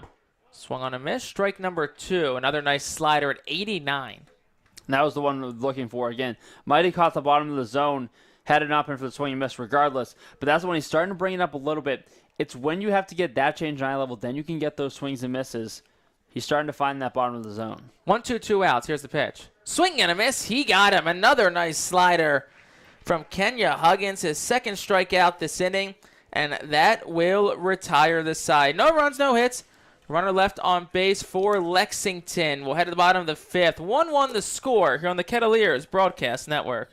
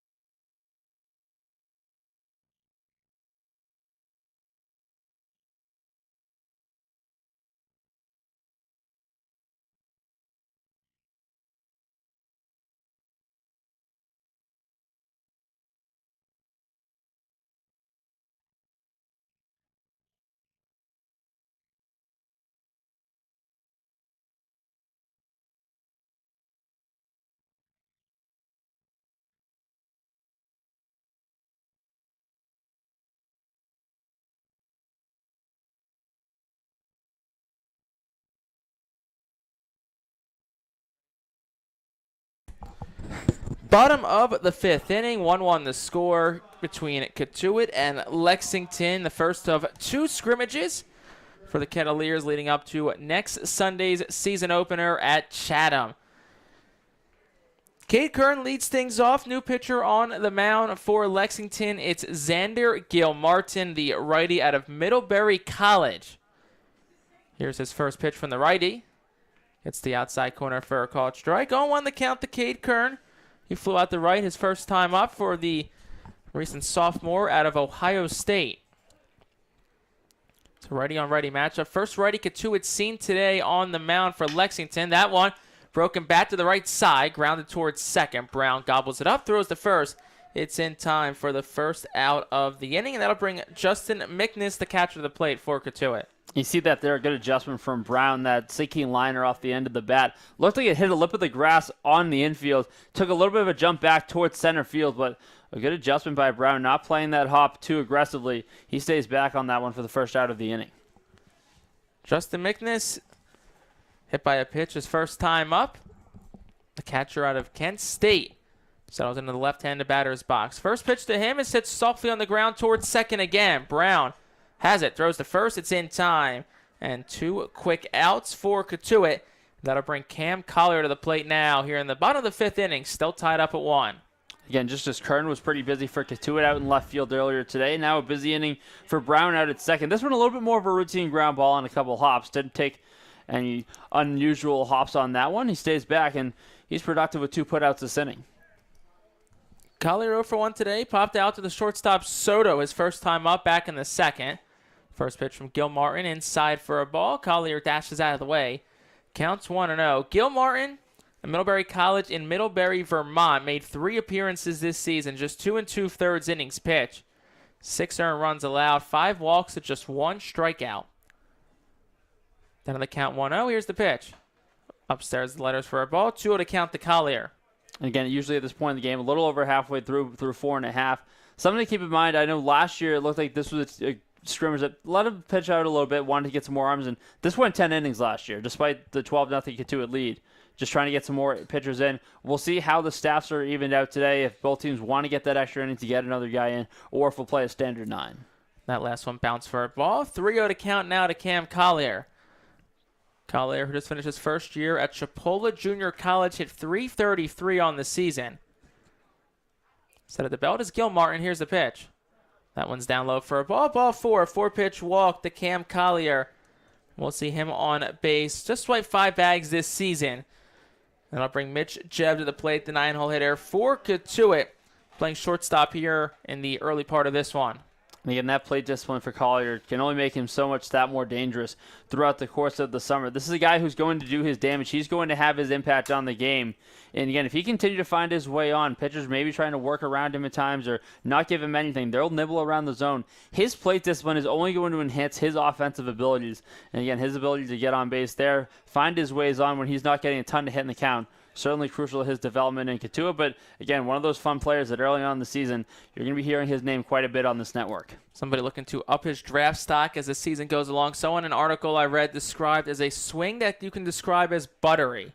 Just a very smooth left-handed swing that they call effortless, really strong lower half as well. So someone who I'm really excited to kind of work against some really high-caliber competition these next couple of months. Mitch Jebb settles in, 2 outs, bottom 5. Collier goes from first, pitches a strike throw to seconds high. Collier in there safely with an easy stolen bag for him. His first in a Cotuit uniform. And it was a strike to Jebb. You hear about jumps that people that steal off of pitchers. Collier knew he was going, took a 3-step lead, is able to keep going, took another 4 or 5 step, and got that hop step that's been so patented in Cape League base runners throughout the years. Had that base stolen before he was even in the stretch. So runner on second, 2 outs, bottom 5. 1-1 the count to Mitch Jebb. Gilmartin checks back on Collier, delivers the pitch. It's down low for a ball, 2-1. Watching Collier take BP the other day, just getting that smooth lefty swing that you talked about, it's really a combination in part 1 and part 2 of 2 really comparable guys in the major leagues with 2 great lefty swings. I'll go in a little more on that after this pitch. Runner on second is Collier. Jebb looking to drive him into the 9-hole. And stepping off is Gilmartin. So what you'll see, and we'll start with part one now, is, again, you'll see when his hands come back and the load he has on that back hip, it's very Michael Brantley-esque. And it's a very hand steady through, back in good rhythm with the weight coming through on that back hip. That's where the first part comes in, part two after this. Here's the 1-1. That's down low in the dirt. Collier, another great jump, and a that bag stolen easily as Athanasiadis behind the plate could not settle that one down and make a throw. So counts 2-1 now to Jeb. Cotuit has the go-ahead run just 90 feet away here in the 5th inning with 2 outs. Jeb 0 for 1 today. Flew out to center his first time up. Up in the count 2-1. Here's the pitch.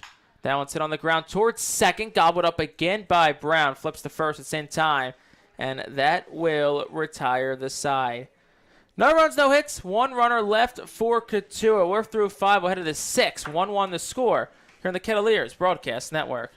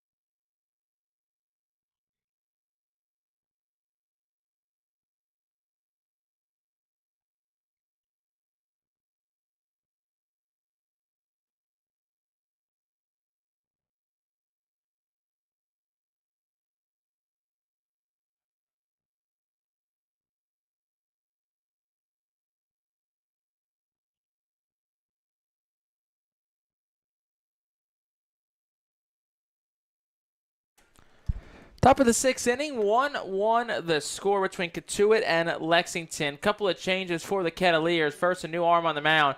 It's Daniel Brooks, just finished his freshman season at the College of Charleston.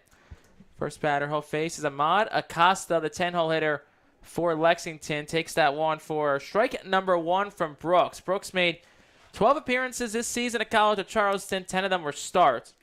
2-2, a 4.87 ERA. Here's the pitch. Big swing and a miss there from Acosta. 0-2 the count. 44 1/3 innings pitched. 36 hits allowed. 55 strikeouts to 24 walks. Counts 0-2. Here's the pitch. Upstairs for a ball. Counts 1-2. Brooks released Kenya Huggins. He went inning today. Walked 2, struck out 2. No hits, no runs allowed for Huggins. Here's the pitch. Big looping curveball gets the inside corner for a called strike 3. First strikeout for Daniel Brooks, and that was a big curveball, Tim. That one's starting over the right-hander's head, just completely dropping down to the belt. And, again, he's had an arsenal that's made him one of the more dominant pitchers around in Charleston and has really made his name known throughout the Colonial Athletic Association. One of the more talented right-handers that you'll see. Here's the first pitch to Soto, up and in for a ball. Counts 1-0. Soto 0 for 2 today. Flew out the left his last time up back in the 3rd. Pitch from Brooks. That one's fouled the other way. Counts 0-1. This is the Charleston group that's built up their staff top to bottom over the last couple of seasons. Obviously, Brooks, one of their top starters. Usually there's a Saturday guy that will go, and then we'll go into another Charleston pitcher. We'll see a little bit for Cotuit this season as well. Counts 0-2 now after that one was swung on and missed. That'll be William Privet again. Had the top ERA among pitchers in the CAA this year. Was sub 1 at .95. So the Brooks-Privet combo that you'll see in Cotuit making its way from Charleston. Another nice pitch there, taken for strike number 3 from Genzel Soto. Second straight strikeout we've seen from Daniel Brooks. An impressive start for him so far in this game. We'll get the 2-hole hitter Tommy Nunez to the plate now for Lexington. That late action so big for Brooks. Again, freezing back-to-back hitters on the backwards K. Looking good out of the stretch. First pitch is down for a ball to Nunez, 1-0 to count. So it was an impressive season for Brooks. Struck out 11 batters against Siena back on February the 26th. Here's the 1-0. Swung on a miss for strike 1, 1-1.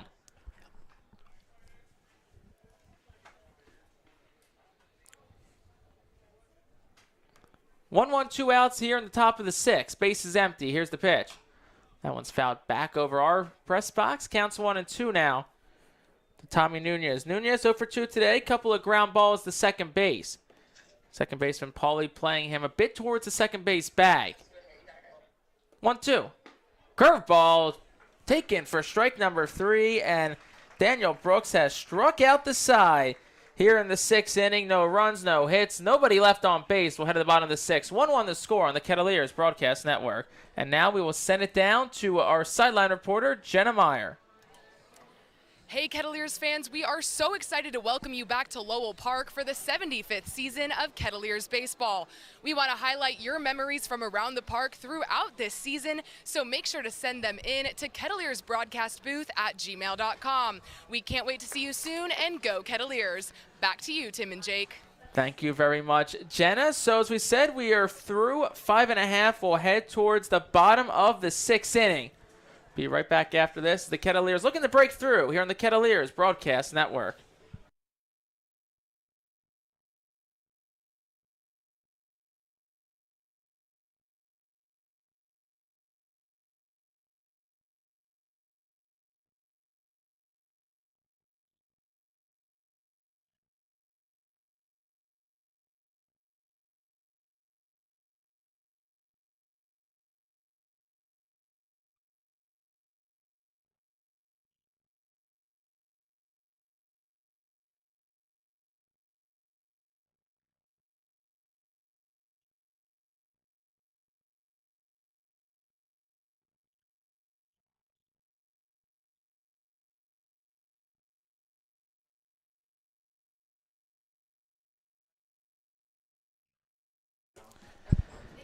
Bottom 6, top of the order due up for Cotuit. We'll see a handful of new batters this inning, starting here with Victor Scott, the outfielder out of West Virginia. The lefty leads things off.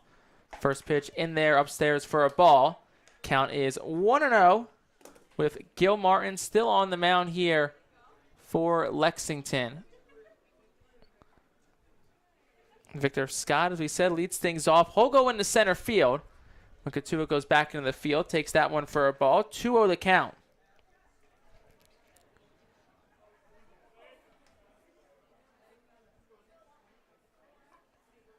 Victor Scott spends his junior season at West Virginia.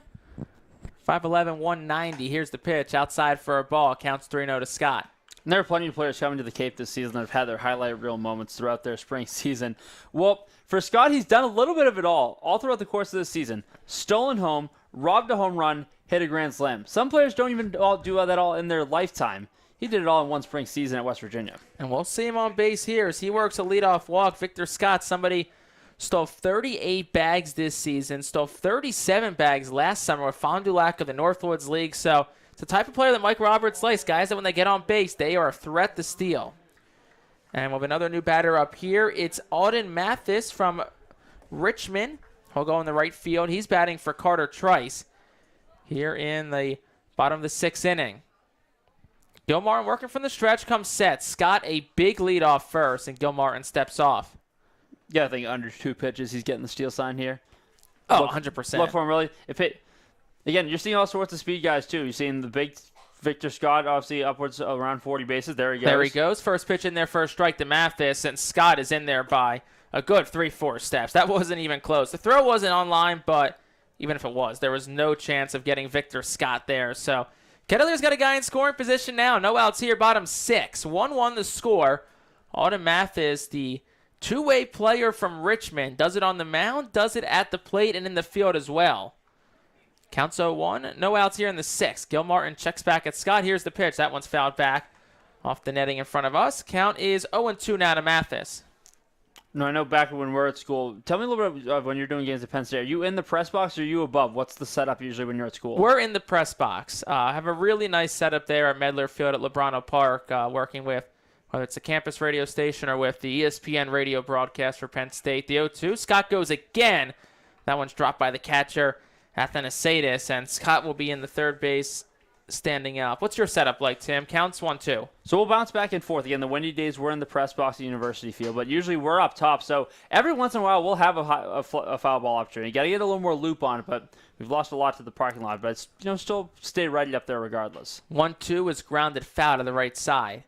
Count stays at 1-2. Also saw the infield creep up into the grass. Getting later in the game here. Lexington looking to cut off for Raw. Middle infielders Brown and Soto playing at the edge of the infield dirt.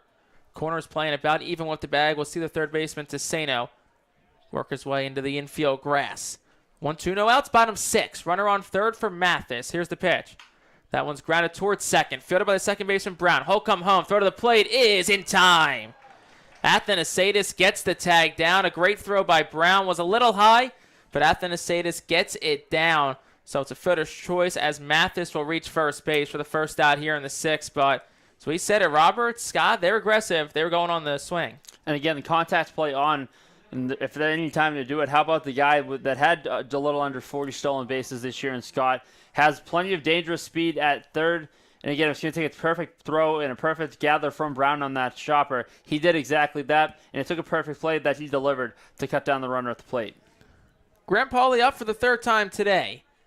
He's 1 for 2, the second baseman for Cotuit. First pitch from Gil Martin on the outside corner for a called strike. Counts 0-1 to Pauly. Bottom of the 6th, 1 out, 1-1 the score still. Tim mentioned earlier how last year's game was a blowout. This year's game a much more competitive affair here through nearly 6 innings.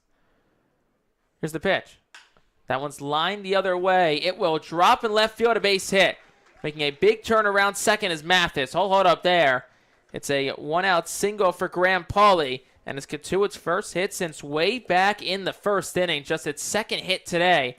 And the Kettleers have runners on 1st and 2nd with 1 out here in the bottom of the 6th for the big hitter out of Iowa, Peyton Williams. And both those hits picked up by Pauly. And again, really the only other person we'd seen try to use the opposite field today was Cade Kern. Hit it hard, but right at racist and right.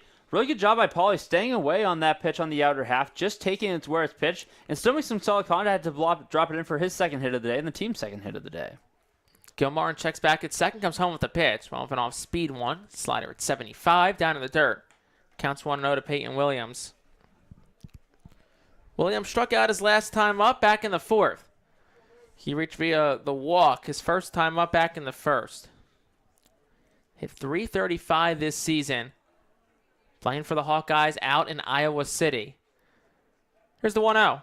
That one's fouled back off the cage behind home plate. Counts 1-1. 1 out to Williams here in the 6th. He's gotten a couple pitches middle today. You saw that one fouled straight back. His last at-bat was a 3-1 fastball. He was trying to send all the way to Hyannis. So again, just looking in this at-bat, shorten up. He's getting pitches to hit. Just trying to get that barrel there a little quicker, shorten up, and put it in play. 1-1 count, 1 out. Gil Martin set at the belt. Here's the pitch. Off-speed pitch, drops in on the outside corner for a called strike. 1-2. Williams was someone who was going to be on the Cape last season, but after battling through some early and mid-season lower body injuries with Iowa, decided to take the summer off to recover. And the results, as we said, have paid dividend. His best offensive season he's had in his 3 years playing for Iowa. Here's the pitch. That one's down low in the dirt. For a ball. Makes the count 2-2 now to Williams. 1 out here in the 6th. A little bit of a different block there from Athanasiadis. That one bounced. You saw the dirt kick up right when the edge of the grass hit. So you talk about balls maybe going 57, 58. You're looking at a block that probably went about 55. Here's the 2-2. That one's dribbled on the ground to the right side. Ranging over is the first baseman Nunez. He fields, flips to Gil Martin at first. Bounces under his glove. That'll allow Mathis to score. Moving towards third is Pauly, and Cotuit has the lead. An errant throw by Nunez in the dirt allows Alden Mathis to score from third, and Cotuit takes a 2-1 lead here in the bottom of the 6th inning. With runners on the corners and 1 out, still threatening. That's going to be ruled a hit for Peyton Williams. And again, we talked about just trying to shorten up. Good things happen when you put the ball in place. Again, the threat of the speed on the bases for Cotuit, speeding that one up a little bit. Nunez throws it away. And a little late to the bag was Gil Martin. And that was one of the first things that Cotuit was out working on this morning with his pitching staff. They were out practicing PFPs at 9:30 this morning. It's those plays that start to pay off. And right now it's the difference in this game. Cotuit's offense looking to pour it on. Jake Berger, the hitter now for Cotuit. First pitch to him. Gets the outside corner for a called strike. So it's a hit for Williams as he gets to first base. And it's a throwing error by the first baseman Nunez that allowed Alden Mathis to score from third. That has us now at a 2-1 ball game. Runners in the corners. 1 out. Here's the pitch. That one's hit in the air. Blooped. It will drop in front of the second baseman, Brown. He'll have no play at first. Coming home from third is Pauly. He'll slide in safely. There'll be no throw. Great base running by Graham Pauly, and the Kettleers get another one on some sloppy infield play from Lexington. It's 3-1 Cotuit now on what was an infield hit by Jake Berger. And again, just smart base running on the infield. Good awareness from the guys on the base path for the Kettleers. That one dropping in. And again, got a little more on that one. You're looking at what could have been potentially an inning-ending double play ball. It drops in front of Brown. He looks around trying to find the ball, and right at that point, breaking from third, it's great awareness, and that's on a big insurance run for the Kets. Another pinch hitter here is Max Ryerson. Pinch hitting for Cade Kern. He'll go in the left field in the top of the 7th inning. First pitch to him. Both runners go. Throw to third's out of line. And it's a double steal for Cotuit. Runners on second and third now with 1 out here in the 6th. Cotuit leads 3-1. They've been aggressive, Tim, all day on the base pass. A lot of these old school coaches that will always tell, talk about our dads in the generation. Oh, when I was playing, my coach used to tell me, bring your track shoes to practice because we're going to run a little bit. That's been the Mike Roberts mentality throughout his career in Cotuit. He doesn't care 1 through 9 in this lineup. He's going to be aggressive on the base pass. We've seen it throughout the course of the day. Here's the pitch outside for a ball. 2-0 to count now to Ryerson. Max Ryerson hit .335 this season at Georgia State. 22 home runs, 62 runs driven in. Transfer from Charleston Southern. He's up in the count 2-0. Runner on second and third. 1 out, bottom 6. Here's the pitch. It's upstairs for a ball. 3-0 to count now. Ryerson spent last summer in Frederick, part of the Major League Baseball Draft League, in its inaugural season. Now makes the move up here to Cotuit on the Cape Cod League. He's up in the count 3-0. The pitch. That's down in the dirt. Ball 4. Max Ryerson works himself a 1-out 4-pitch walk, and that'll load the bases up now for Caleb Lomavita here in the 6th. Kettleers looking to add some more and break this game open, Tim. So again, a big back coming up from Lomavita. Again, still a scrimmage, but a chance for the Kettleers to really start to find a way to excel in situational baseball. Again, Ryerson takes the open base. Gil Martin, again, falling behind the count, works around him. And this is one of those pivotal points in the game. Force all the way around the infield. Double play ball gets Lexington out of it. But anything Lomavita can find to a gap, scoring at least 2, and can get this game with some major insurance for Cotuit. Already with a 2-run advantage. Big chance to pour it on. And a big first spot for Lomavita in his first at-bat in Kettleers uniform. Gil Martin set, delivers the pitch. Curveball. That will be upstairs for a ball. Counts 1-0. This is Lomavita's first plate appearance. Came in the catcher last inning for Justin Mickness. Lomavita, the Hawaii native, plays his college baseball at Cal. Here's the 1-0.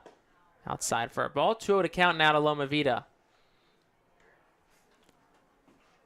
Drove in 46 runs this past season. Out of Cal. Has 3 on base for him. Bases are full of Kettleers. 1 out here in the 6th. Cotuit leads 3-1. Gil Martin set at the belt. Delivers the pitch. That's upstairs for a ball. 3-0 now. Got to think you're taking all the way here, Tim, right? I would assume red light, bases loaded. Get a chance to add on an insurance run. Should you find your way on through a base on balls, expect that red light. 3-0 pitch. Swing and a miss. Strike number 1, so looks like he had the green light there. That's why you don't listen to me half the time. I know some things. Just don't listen to everything. Take it with a grain of salt. It's a hitter's count, though, now for Loma Vita. Bases loaded, 1 out in the 6th. Here's the pitch. That's outside, ball 4. Loma Vita works himself an RBI walk. Touching home will be Peyton Williams, and Cotuit takes a 4-1 lead here in the bottom of the 6th inning as Cam Collier comes to the plate now. And, Tim, that's perfect timing because you were about halfway done your description of his swing. So we're talking about in between innings. We talked about what we really came down to with his description. It's a Michael Brantley load and a Christian Yelich swing because all the weight comes back with the same hand rhythm. And it's really when that wrist starts to turn through the zone, that's where you see the Yelich side of it. That one's driven in the air. That will fall. It's a base hit. Rolls to the gap. 1 run scores. Rounding third is Ryerson. They're also going to wave behind them Loma Vita. The throw cut off by the shortstop. And it's a 3-run double for Cam Collier. Goes the opposite way. Breaks this game open. And Cotuit leads it 7-1 in the bottom of the 6th inning. And Tim, that buttery, silky smooth swing from Collier goes the other way. And Cotuit breaks it open. And again, the first big hit in a Kettleers uniform for the Chipola product. He takes that ball right where it's pitched. That smooth swing we've talked about all afternoon long. Lines one in the left center. It clears the bases. And there's the insurance that Cotuit's been waiting on all season long. This has been a group that has heralded its bats leading up to the season. It's a team that's going to hit. And again, a little bit of frustration through the first 5 innings, trying to get that rust off. Now finding a rhythm, and it's with one of those top players in the lineup getting it done. See another pinch hitter here. It's going to be Brooks Baldwin. Pinch hitting here for Cotuit. He's pinch hitting for Mitch Jebb. First pitch to Baldwin is in there for a called strike. Counts 0-1 to him.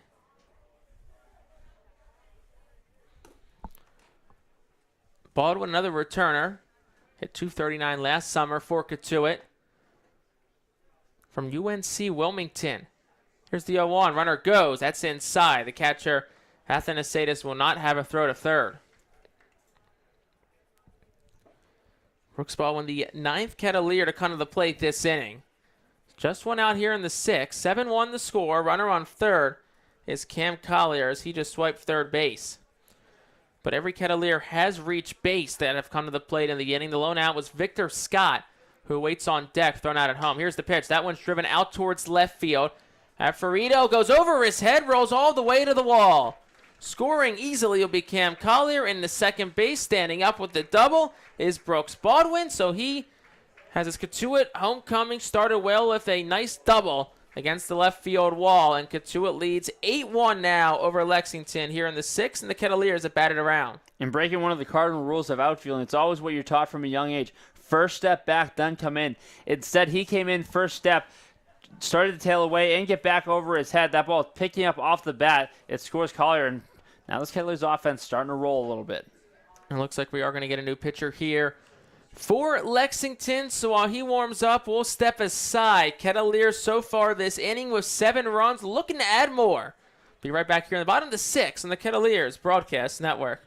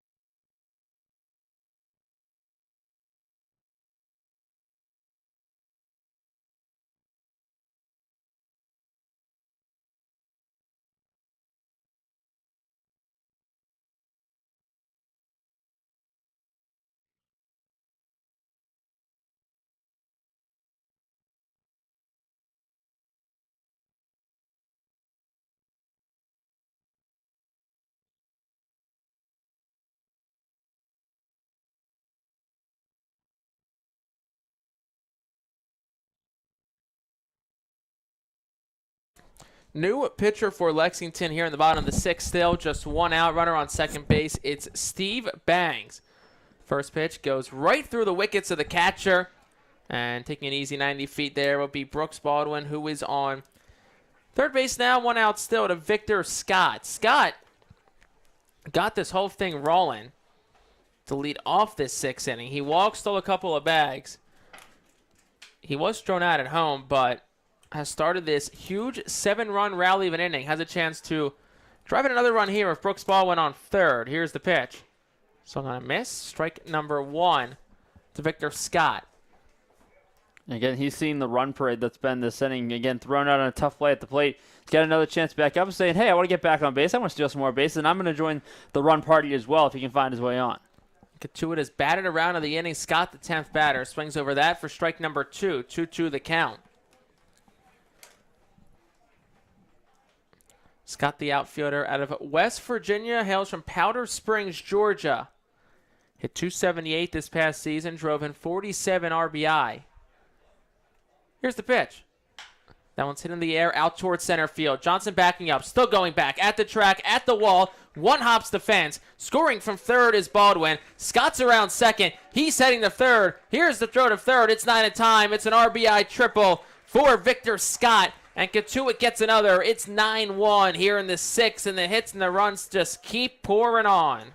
And everything going the Kettleers' way. Again, second at bat of the inning for Scott. Similar to Collier, takes a fastball he can handle, drives it out to left center field, it rolls to the fence, and that's when you know the speed and the burners are coming on. And started to see the helmet flip off, coming around second base. He was cruising around the bases, and again, that speed is going to be a lot of fun to watch this season. It's been on display with Scott early today, and he's having some fun in the sixth inning. Victor Scott had 2 of 3 baggers on the season down in Morgantown. First pitch to Autumn Mathis.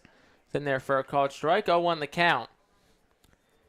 Scott is the score here, and there's one out here, so the likelihood is better than none. Every Cotuit batter to come to the plate this inning, that's inside for a ball. Counts 1-1 to Mathis. Will have scored a run. They all have reached base already. Scott can score. They all would have scored a run. 1-1 out to Mathis, bottom 6. Here's the pitch. That one's fouled back towards the parking lot. Strike number 2. Count is 1-2. Cotuit leads it 9-1. 8 of those runs credited to Xander Gilmartin. His line is closed. It went just an inning and a third. Here's the 1-2. Mathis fouls it back. Counts 1-2. Mathis, a two-way player out of Richmond. Hails from Broomall, Pennsylvania. Marple Newtown High School. Won a state championship back in 2018. 1-2, out to Mathis. Here's the pitch. Outside for a ball, 2-2.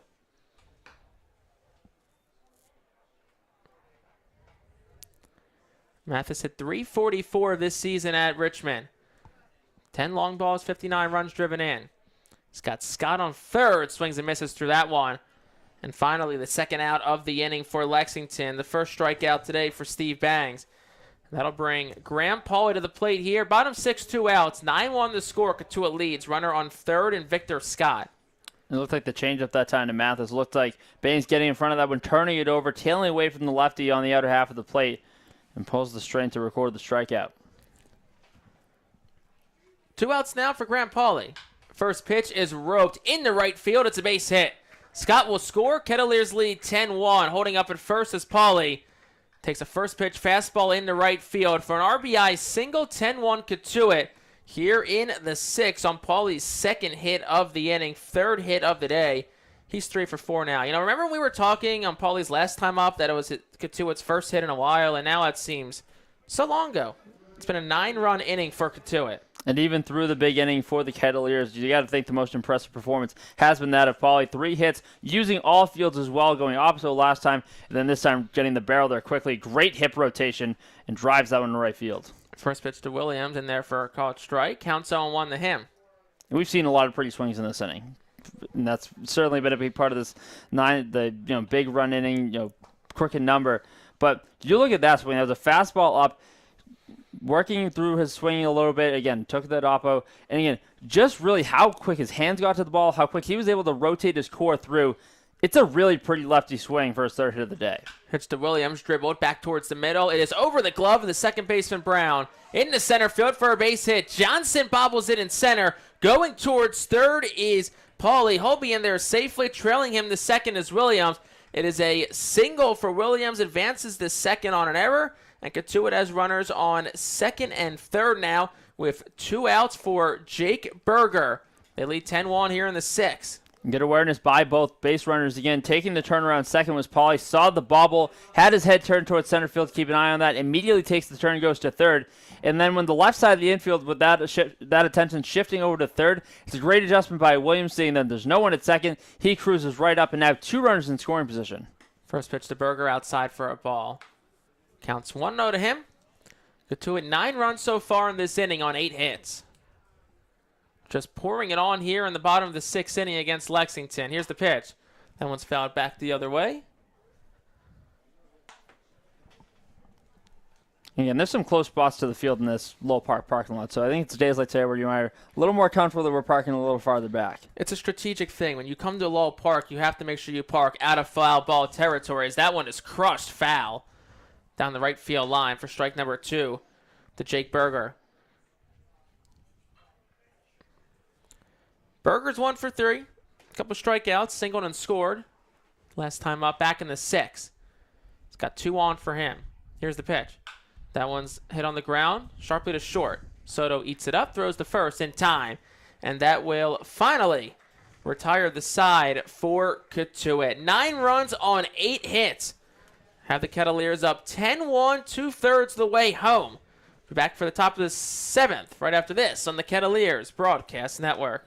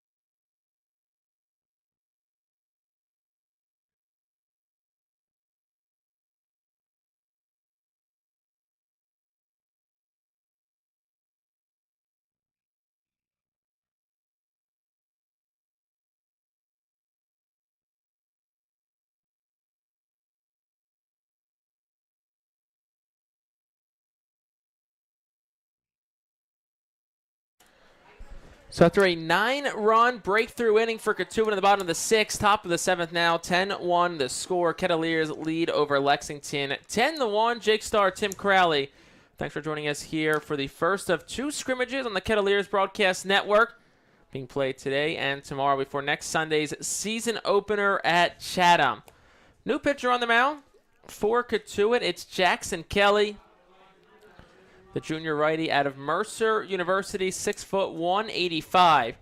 Made 25 appearances this year, a 1.35 ERA, 7-0, 6 saves. Had 82 strikeouts at just 18 walks. And Delandy Johnson is the first batter he'll face here in the 7th. 3-4-5 due up here for Lexington.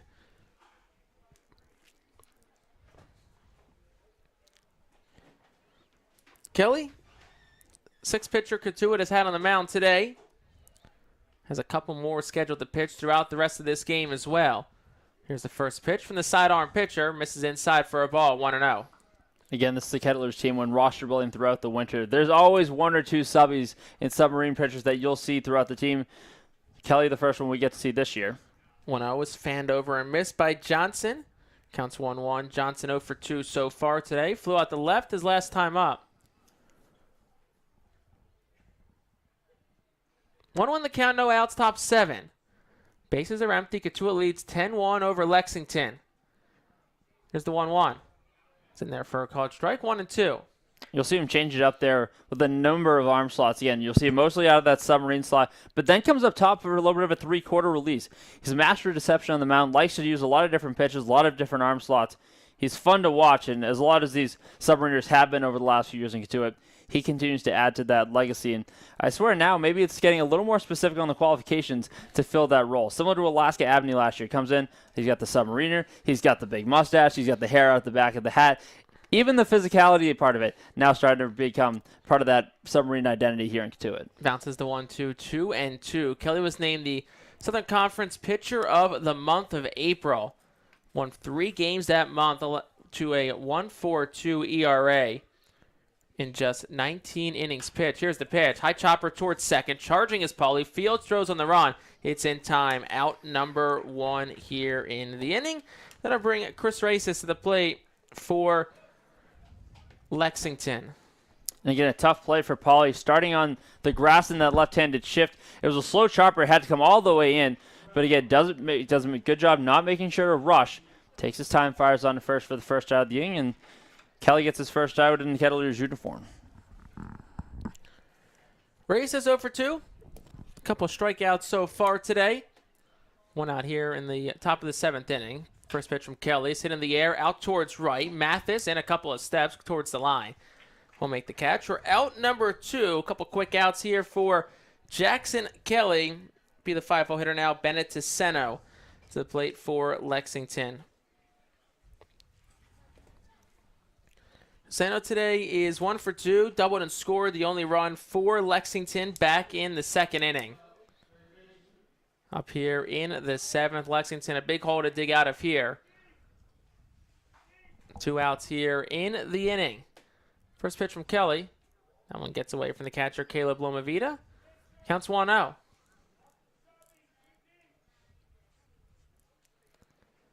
Coach Mike Roberts out of the dugout. Aligning his outfield here with Ticeno at the plate. Here's the pitch. That one's down below the knees for a ball. 2 to count. You heard him yelling, subby, too deep, knowing that, again, change of delivery from Kelly, still these hitters trying to find his eye level. They're not going to hit the ball. They're not going to barrel one up right now. They're trying to just work their way in.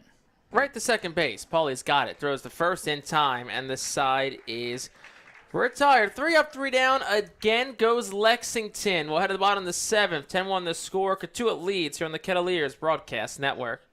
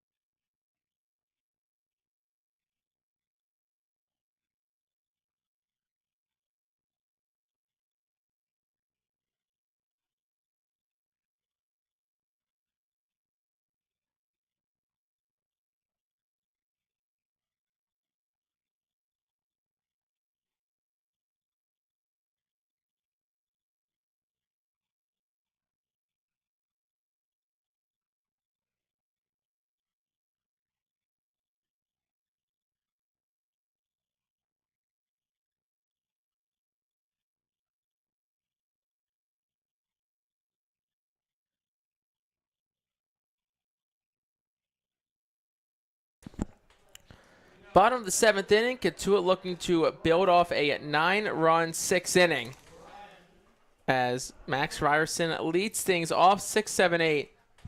Due to come to the plate this inning for the Kettleers as Steve Banks back on the mound for Lexington. First pitch in is very outside and rolls to the backstop. The right-handed hitting Ryerson, and the count's 1-0. Again, whether that was a slip or not, as far as the first move, you have a ball like that, go right back to the mound. No matter if it was a slip or not, that time it did look like it was, but immediately going back. No, that was fine. That's not my release point. Just slipped. We're good. Here's the 1-0. That one is lined back up the middle. It's a base hit for Max Ryerson. It's a leadoff single for him. He's on base here in the bottom of the 7th inning for Caleb Lomavita. Another good piece of hitting by Ryerson, getting a little more comfortable after entering this game. Doesn't try to do too much. Takes that fastball right up the middle. Again, a good piece of hitting to get the leadoff man on for the Kettleers here in the bottom of the 7th. Leadoff man on. Bottom 7, 10-1 the score. No outs. First pitch gets the outside corner for a called strike. Counts 0-1 to Lomavita. He walked, drove in a run, and scored his last time up back in the 6th. Set up the letters as Bangs. Here's the pitch. That one gets the outside corner for a called strike. 0-2. As we mentioned, Cotuit on the road tomorrow. Its second and final preseason scrimmage will be at Martha's Vineyard as they take on the Martha's Vineyard Sharks of the NECBL. Here's the 0-2. That one's dribbled foul. Count stays 0-2. No outs here in the 7th. First pitch set at 4:30. And catch that game on the Cotuit Kettleers MixLR page at 4:30 tomorrow. From Martha's Vineyard as the Kettleers travel down to take on the Sharks of the NECBL. Here's the 0-2. That one's fouled the other way. Right side and out of play. Is this going to be the first Vineyard trip for you, Jake, tomorrow? It will be the first time ever on the Vineyard. It's a fun place. We picked it up the last couple of years. Again, I feel like the last 2 years I've been more than I had been in the 20 years prior to that. Here's the 0-2. That one hangs up there, lined into left field for a base hit. Over the outstretched arms, the third baseman, Tiseno, who was trying to leap for that one. It's back-to-back, no-out singles for Cotuit. And they got runners on first and second here for Cam Collier, who had a big 3 RBI double back in the 6th. And again, so much of this offensive resurgence in this game for the Kettleers has been not trying to do too much and just putting the ball in play. Another great example of that with Lomavita. Tough pitch in on the hands, just gets enough on the pull side to loop it over the outstretched glove of Tiseno. And now 2 runners on early on with nobody out, and Collier another big RBI chance. Here's the first pitch to Collier. Gets the inside corner for a called strike. Catcher Athanasiadis had to reach for that one. Was set up outside. Pitch came over the inner part of the plate. Collier's 1 for 2 today. He's reached base a couple of times. Also walked back in the 5th. Here's the 0-1. That one's down low in the dirt. Counts 1-1. And Athanasiadis has been a sound defensive catcher throughout the course of the day. He's going to try to get as much as he can. Again, he's going a little more distance-wise in his frames than most catchers, but it's smooth in his process. It's not jabbing, and it's allowed him to get a couple extra calls. It's strong fundamentals from the Lexington backstop. Here's the 1-1. Curveball in there for a called strike 1-2, and you just see how strong and smooth he is on his receiving, because it's more... You talk about the art of framing. It's more how you receive the ball, not how you move the ball, if that makes sense. And if you can hold it and you can stick it at a spot, you're more likely to get a call from the umpire than not. Here's the 1-2 to Collier. That one's down low for a ball, 2-2. And not so much with that last one, but some of those breaking balls that have come a little bit below the belt, still down in the zone. He's done a really good job of staying low in his crouch, and he's getting up underneath those balls to give them a little bit more of that location as well. Here's the 2-2. That's outside for a ball. Runs the count full. Cam Collier, as we said, just finished his first season at Chipola Junior College. Somebody who reclassified from class of 23 to 22 and enrolled at Chipola. Here's the pitch. That's down low, ball 4. And that'll load the bases up now for Brooks Baldwin. Still no outs. Bottom of the 7th inning. Cotuit leads 10-1 over Lexington. First of 2 scrimmages for the Kettleers. Jake Starr, Tim Crowley. Thanks for joining us here for the first of many games here on the Kettleers Broadcast Network. Myself, Tim Crowley, Jenna Meyer, and Riley Pay. Excited to bring you the action all summer long from Cotuit and all around Cape Cod. First pitch to Baldwin, went upstairs with it, swung on a miss. Strike number 1, counts 0-1. A little bit of a different look today in apparel-wise from Baldwin this time around. It was High Sox most of the summer last year in Cotuit. Again, a recent arrival, so maybe just getting back in the groove, and we'll see the High Sox soon. But a really good year for Baldwin down at UNCW. Here's the 0-1. Gets the outside corner for a called strike. Another example of really strong frame behind the plate from Athanasiadis. Has Baldwin down to the count 0-2. He doubled his last time up and scored back in the 6th. Here's the pitch. That one's hit well. Out towards right center field. Closing off the gap is Race as he makes the catch. Tagging from third and scoring is Ryerson. The throw goes towards second. It's cut off. Moving to third is Lomavita, and it's an RBI sacrifice fly for Brooks Baldwin. Scoring Ryerson, 11-1 the score. Kettleers lead here in the bottom of the 7th. Runners on the corners, 1 out. And does a good job staying on top of that one. Gets the barrel to it to drive to right center. A productive out. Gets the lead up to double digits. Again, another great at-bat from Brooks Baldwin. There's been a couple of those over the years at Lowell Park. Back to the top of the lineup now for Victor Scott. His 3rd time at the plate in as many innings. Batted twice last inning. Was one of 14 Kettleers to come to the plate in that inning. The pitch gets away from the catcher. Athanasiadis for ball 1. Levita thought about going for a second, but he holds up. Throw back to the pitcher. Got away from Bangs. Backed up by the first baseman, Nunez. Scott walked to lead off the 6th inning. Stole a couple of bags. Was thrown out at home. And then he had an RBI triple in the 6th inning again when he came back around. He's up in the count 1-0. 1 out here in the bottom of the 7th. Cotuit leads by 10. Here's the pitch. That one splits the wickets of the catcher, Athanasiadis, trotting home and scoring easily. Will be Lomavita, moving up to 2nd as well as Cam Collier. And another run across for the Kettleers. 12-1 the score. Cotuit with the lead. Counts 2-0 now to Victor Scott. And again, just Lomavita was the one that saw it get all the way through the backstop. Everyone else, with Athanasiadis included, Cam Collier included, not really sure where the ball was for a moment. So you saw the delayed reaction from just about everyone else. Lomavita comes in his door, but it wasn't until Athanasiadis started to chase back that Collier realized, oh, that's where that went, and is able to advance to 2nd.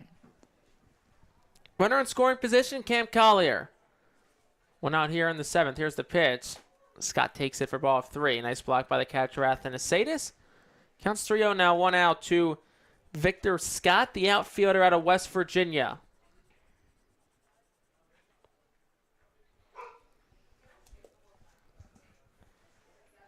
Pitch from Bangs.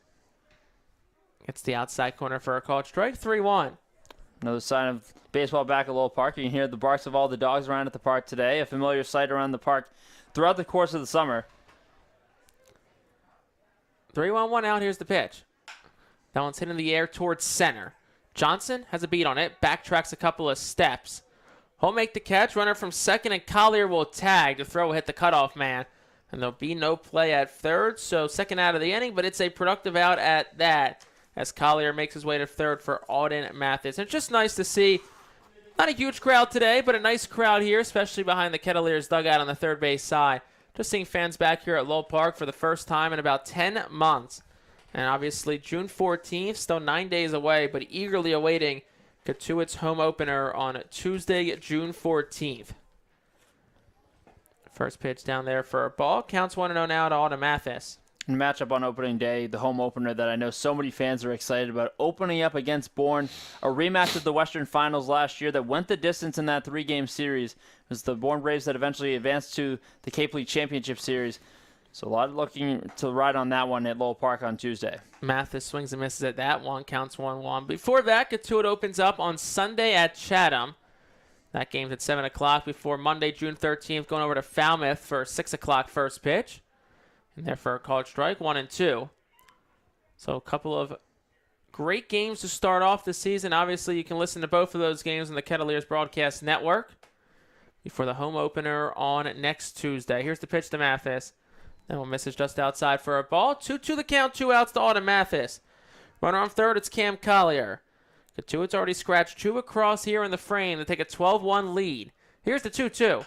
That one's hit in the air, high, towards right center field. Racist makes his way in. He's caught up by the center fielder Johnson, who dove and dropped the ball.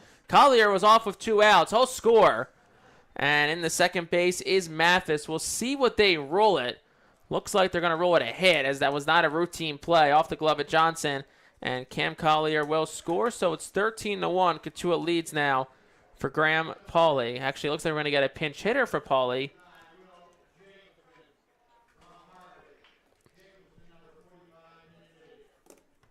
And it's Will Jacobson pinch hitting out of Harvard. He'll pinch hit for Graham Pauly. First pitch to Jacobson. Down low for a ball. Counts 1-0 to him. And again, Jacobson back this summer, was a Kettler last summer as well. That time on the mound, he's going to look to hit a little bit more. Again, a two-way at Harvard. Now with a chance to show what he can do at the plate here in Cotuit. Took that last one for a strike. Counts 0-2, 2 outs. To Will Jacobson, pinch hitting for Graham Pauly, the second baseman. Here's the pitch, slap foul to the right side.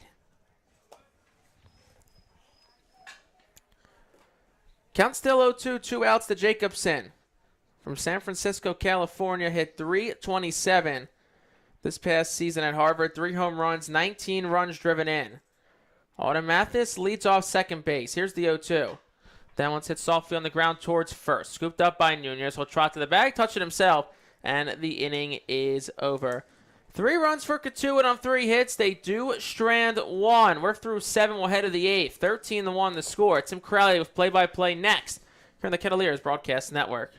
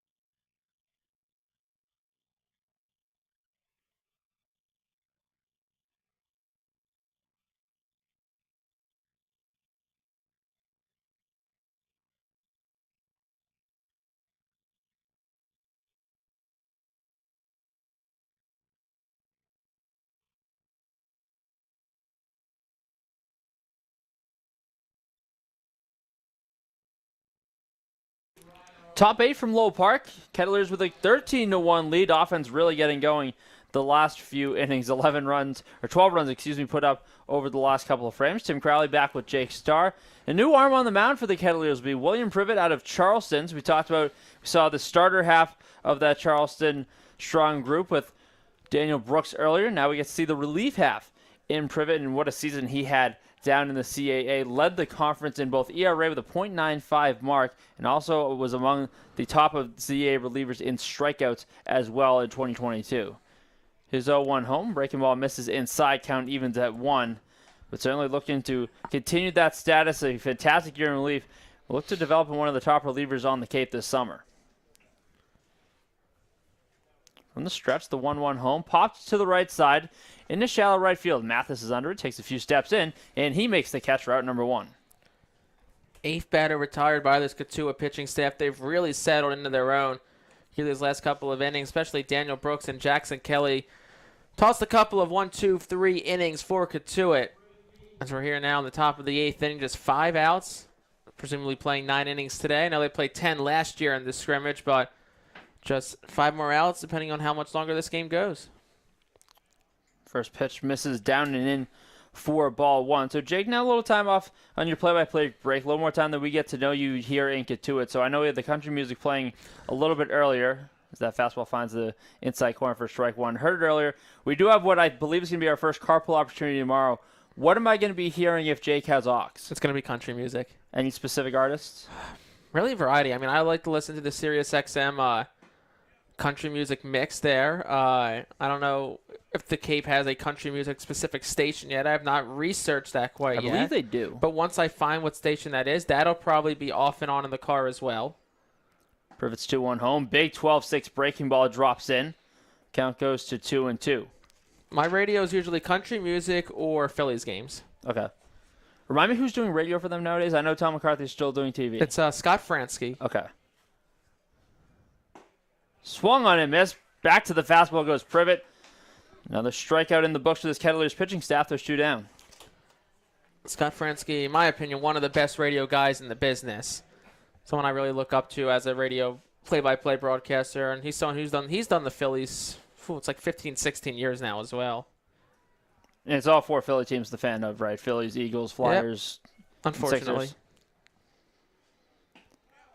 Another breaking ball. Privet finding that rhythm just a bit with that breaking ball. Keeps it at the knees. No balls, 1 strike. None of us as lucky as you Boston fans. Going to New York's been a little bit of a culture shock. Because again, you don't get the the sympathy anymore after all the titles as Privet goes back to that fastball, jumps back ahead 0-2. See, Penn State's a good mix. You have your Philly, you have your Pittsburgh. I feel like New York's probably hard because you probably have a lot of Yankees fans too. It's a lot of Northeast. It's a lot of Northeast. And again, a lot of Yankees fans. The Nets fans have really started to come out loud and proud the last few months. Another breaking ball cut on and missed. Lomavita corrals it, clears himself, fires on to first. And it's a quick inning for William Privet. Strong start and a good first impression for him and the Kettleers uniform. Bottom 8 coming up. Kettleers way in front. The offense with one more chance to get some work in here in the preseason coming up on the other side of this. Bottom of the 8th coming up. 13-1 Cotuit leads on the Kettleers Digital Network.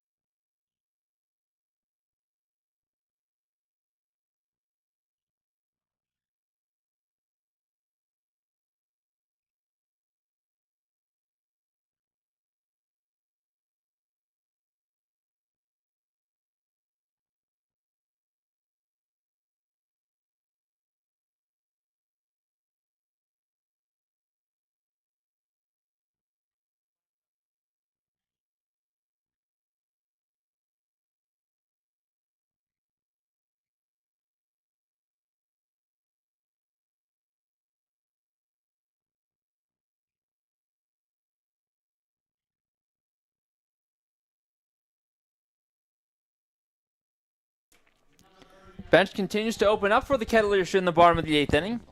It'll be Tucker Bougie that will hit in Peyton Williams' spot, staying on the left side.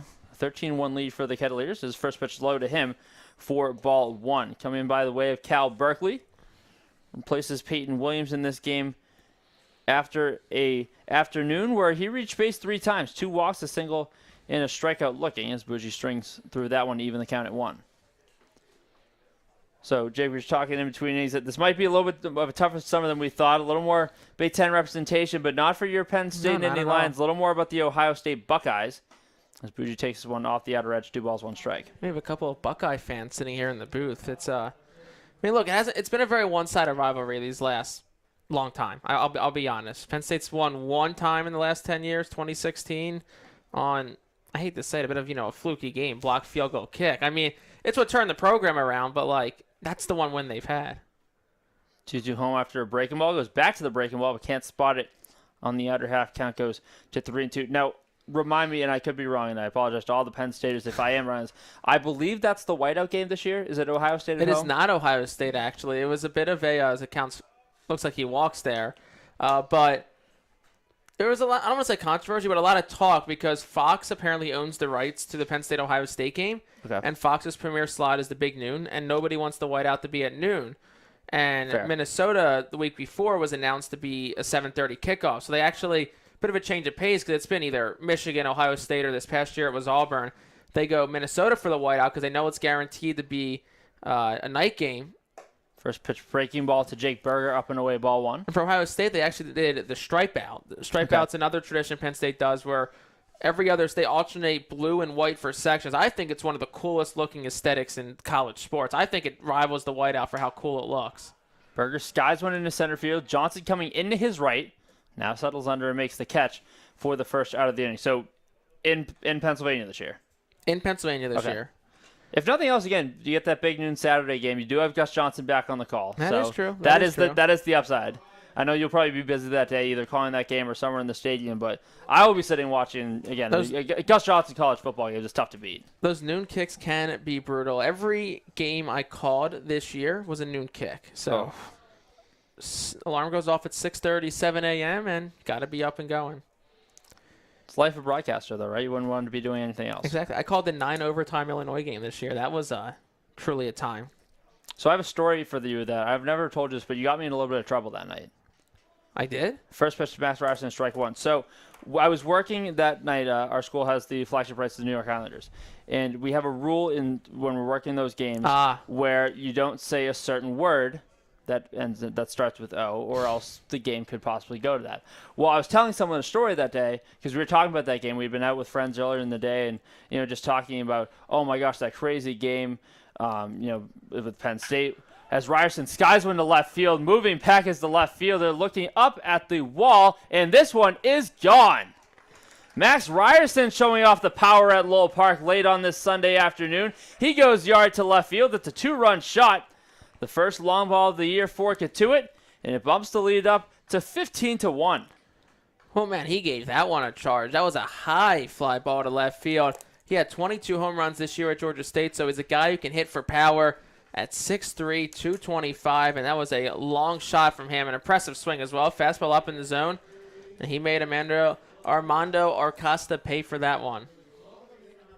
So now a 2-touchdown lead for the Kettleers, 15-1. Ryerson showing some power. So next one into Caleb Lomavita. Finds the zone for a strike. Next one home, lined over to the left side. Sliding stop in the hole from Soto. Fires on to first. And a brilliant play and a good stretch from Nunez. A great play on both sides of the ball for Lexington. While it goes down as a 6-3 in the book, a little more of an emphasis on the great defense from that one. What a play. SportsCenter top 10. Might be a web gem play, honestly. That was a heck of a play from him. Almost went into a full split. Deep in the hole, it's short, and fires a strike to first. Close play, but he did get him by about half a step. Well, date back that Penn State thriller in the fall. So we're talking about it in studio, and I happened to mention, I had a friend calling the game today in that game that went to 9, and I started to say the word. I think it came out, and I got a lot of death stares. Luckily, the game did not go to that extra period, or else I probably would have been banished from studio. So might have been. That's usually the rule down there, but again, that has to be the craziest game you've called. Oh, 100%. Right? Okay. New York hockey, though, is doing well, just not the Islanders. It's a busy time. So next one down low. 2 balls, 1 strike. So and I know Penn State hockey you do a lot of as well. Did have a shootout game this year. I guess that one rivals me and my one buddy. We've called 3 games together, and they've all gone in overtime. So that's call ourselves the overtime kids now. 2 balls, 2 strikes to Cam Collier. He's had a productive day so far, reaching base and scoring in each of his last 2 at-bats. 2-2 home, popped foul. Head over towards the snack shack. 2 balls, 2 strikes. Collier's had himself a nice game as well. He's reached base 3 of the 4 times he's been at the plate, had that huge RBI double. 2-2 home, misses low. Now Collier in a 3-ball, 2-strike count. Base is empty, 2 outs, 15-1 the Kettleers lead. Offense coming alive in later innings. Here's the 3-2. Collier takes, and he'll reach base on a 2-out walk. And that's his 3rd walk today, and that's the thing for a guy like Collier, because we talk about the raw talent, just how naturally gifted he is and how good he is. He's a guy who, you know, scouts are saying he could be a top 10 pick in this June's draft, but he's a guy who can show some plate discipline, and we've seen that a lot today, waiting for his pitch. That makes him that much more dangerous of a prospect. Again, just with him and Berger, the only 2 starters still in the lineup, making sure he's getting plenty of at-bats today. As Brooks Baldwin takes a breaking ball in for strike 1. Well, it's been quite the year for Baldwin leading up to his return to Cotuit. Was picked as the preseason player of the year in the CAA, and he backed it up, winning that postseason award as well, coming in at the end of the season as the CAA player of the year. So backing it up with his play was Baldwin throughout the course of the year. As he lines one down the first base line. That gets past the diving Nunez into right field. Rounding second, heading for third is Collier. Baldwin will pull up into second with a stand-up double. He continues to stay hot in his return to Cotuit, and he keeps the inning going with 2 runners in scoring position as the lineup flips back to the top. That's a really good piece of hitting there by Brooks Baldwin. Just takes a pitch inside, drops the hands on it, gets the barrel on the ball, takes it down the first base line. Nunez couldn't get it a third. And we're going to see the 4th at-bat today for Victor Scott. Never would have thought that when he came into the bat for the first time in the 6th inning, but things have worked out well for, you know, a lot of the positions where you've seen guys in and out today because everyone's gotten a good amount of at-bats because of the offensive onslaught we've seen. So Acosta out of the stretch, delivers first one home, bounces off the gear of Athanase. Can't get to that one, but no one running here in a 15-1 game. Athanase returns back to grab his catcher's mask. 1-0 the count when this at-bat continues.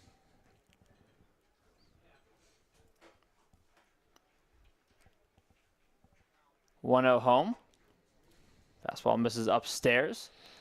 Count goes to 2-0. Well, for most of our broadcast crew, it's going to be a productive summer. At least some representation from all of our conferences. I know Jenna and Riley have some representation coming across the Cape. Plenty of Big Ten guys we've talked about. 2 CAA guys we've seen today in Charleston with Cotuit as well. So, productive summer for us returning to school. Again, a little bit of that prep work done for next spring. And, well, again, you're a summer graduate, right? Summer grad, yeah, one more You'll semester. still be paying attention to Penn State baseball, 100%. Sure. Yeah. Scott way ahead, 3-0. Swinging with the green light. Skies it into center field. Long run in for Johnson. Still coming in. Goes into the slot. Well, big Lynch running up. Baldwin comes in to score. And Scott bloops one in his 4th at-bat. Finds another way to produce. 16-1. Cotuit leads. Look, when things are going well, things are going well. You find all the holes. Ball that wasn't hit particularly well, hit a mile high in the air. Just finds a way to hit the ground there. But no, I mean, Penn State baseball had one of its better seasons in a long time. Made its first Big Ten tournament since 2012. Won its first Big Ten tournament game since 2008. A couple of Penn Staters on the Cape as well. This is just off. And again, 17-1 the score now as Baldwin able to come in and score as well behind Collier. Next one home to Mathis. Misses down and in. 2 balls, no strikes.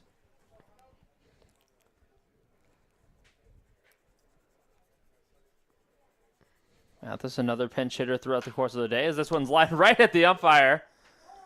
And time will be called.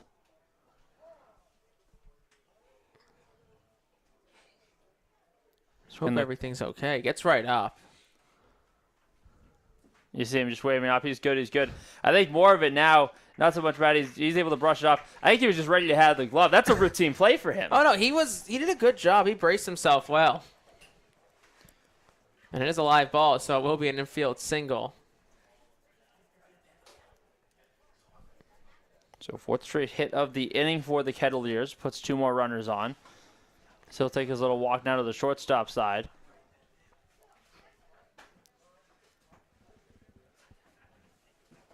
I'll bring Will Jacobson back to the plate. Talked about him and his role was got the ball in the second game of the season last year. It was pretty high up in the rotation to start last season. It was that second game of the year, first road game at Hyannis.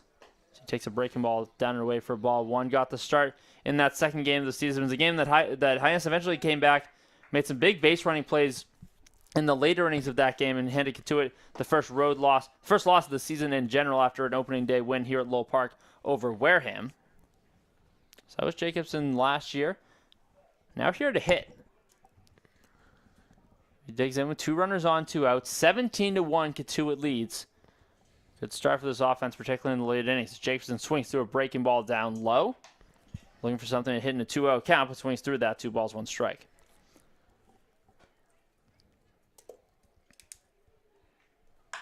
This one by Jacobson, line down the third base line. That gets down into the outfield for a base hit. Rounding third in scoring is Scott. Pulling into third is Mathis, and into second with an RBI doubles Will Jacobson. The hits keep on coming. 18-1, Kettleers lead.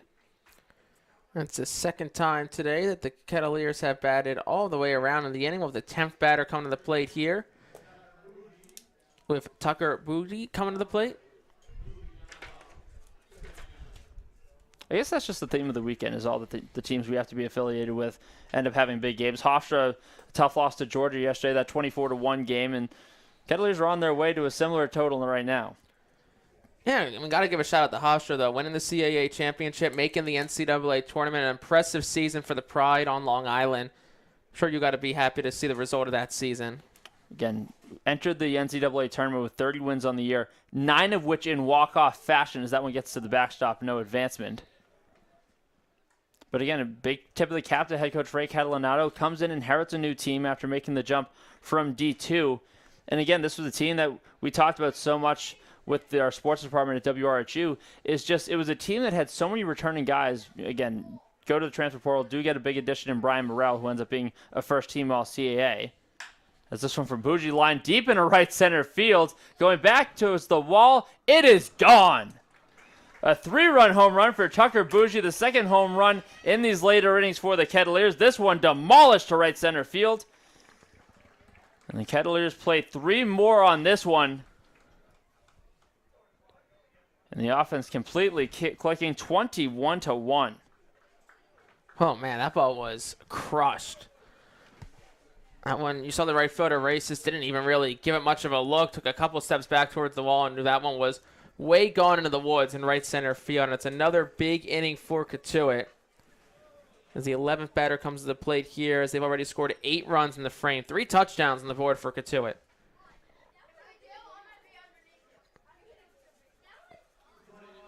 So it brings Jake Berger back to the plate.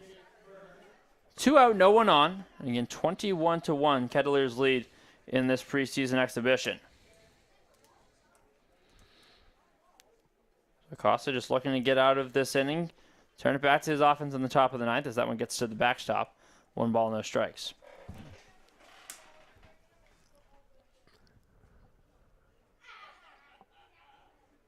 So I know, again, you haven't had a ton of familiarity in terms of, you don't have a ton of support in terms of your own team. So is this going to be, if there's times where they're getting on you about Ohio State, I'm getting on you other stuff, is that when you're going to break out the Super Bowl 52 card on me and that's going to start coming back up a bit? I could definitely break that out with you. I've already broken it out with you on Twitter a couple of times as well. You've been pretty quiet with it compared to other Eagles fans, though. We'll see. It's a long summer. Foles called it. Do you still believe that Corey Clement touchdown, he had 2 feet in? Yes, he did. Did he have 1-2 with control? Yes. I don't think he did. I watched them mic'd up to the game, and Gene Steratore made a terrific, description of it when he was reviewing the play. Even though the ball moved a little bit, the ball's allowed to move as long as he maintains possession. Driven into right field. Underneath it is Races. He settles under. It makes the catch. We'll continue that conversation in the top of the 9th. 21-1, the Kettleers lead. 3 outs to get to close out this preseason scrimmage here at Lowell Park. Back with the 9th in just a moment. You're tuned in to the Kettleers Digital Network.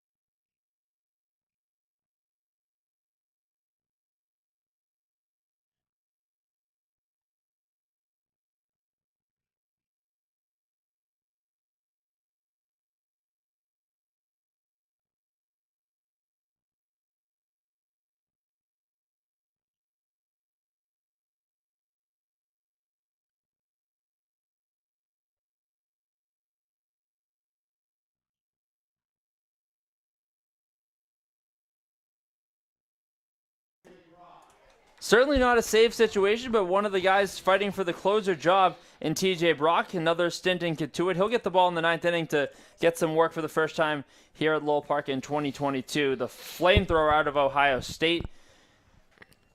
Again, whether it's Ohio rappers or anything baseball, one of the best conversationalists that you'll get to hear about around Cotuit. High energy guy with high velocity on that fastball. And in the later part of his time in Cotuit last year, really started developing a good slider that he started to use not only the righties to paint away, but was really good putting it backdoor to left-handed hitters. Froze a couple in his last few appearances with Cotuit last season, and he's back at Lowell Park in 2022. Top 9, 21-1, the Kettleers lead over the Lexington Blue Sox in this annual scrimmage. In the second straight year they've had it after the COVID pandemic canceled the Cape season in 2020. Is Brock's first pitch, 95 in there for strike one. Brock's someone who can throw upper 90s, has touched 100 before, so it's a hard-throwing righty out of Ohio State. Cincinnati native delivers the next one home. This one fouled back. Came in around 93 during warm-ups, now bumping up to 94, 95. Cincinnati native who did play his high school ball, though, down in Florida at IMG Academy.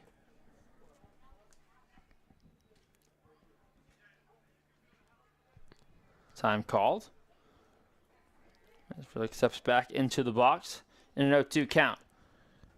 Brock kicks and fires. Runs that fastball on the inside corner. Just misses in. He took something off of that one. That might have been that slider. Nonetheless, 1 ball, 2 strikes.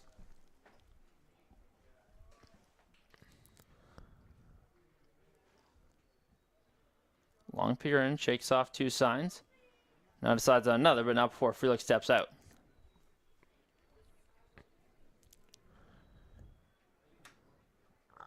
Sets at the belt. 1-2 home. Swung on and missed. Back to the fastball. 96 past the bat of Frelick. Brock off to a good start in the 9th. 1 down. And when you got a fastball that's coming in at the upper 90s, I think it's one of the best put-away pitches you can have. Just a well-spotted fastball, 96, 97 miles an hour. And you saw Frelick really had no chance on getting that one.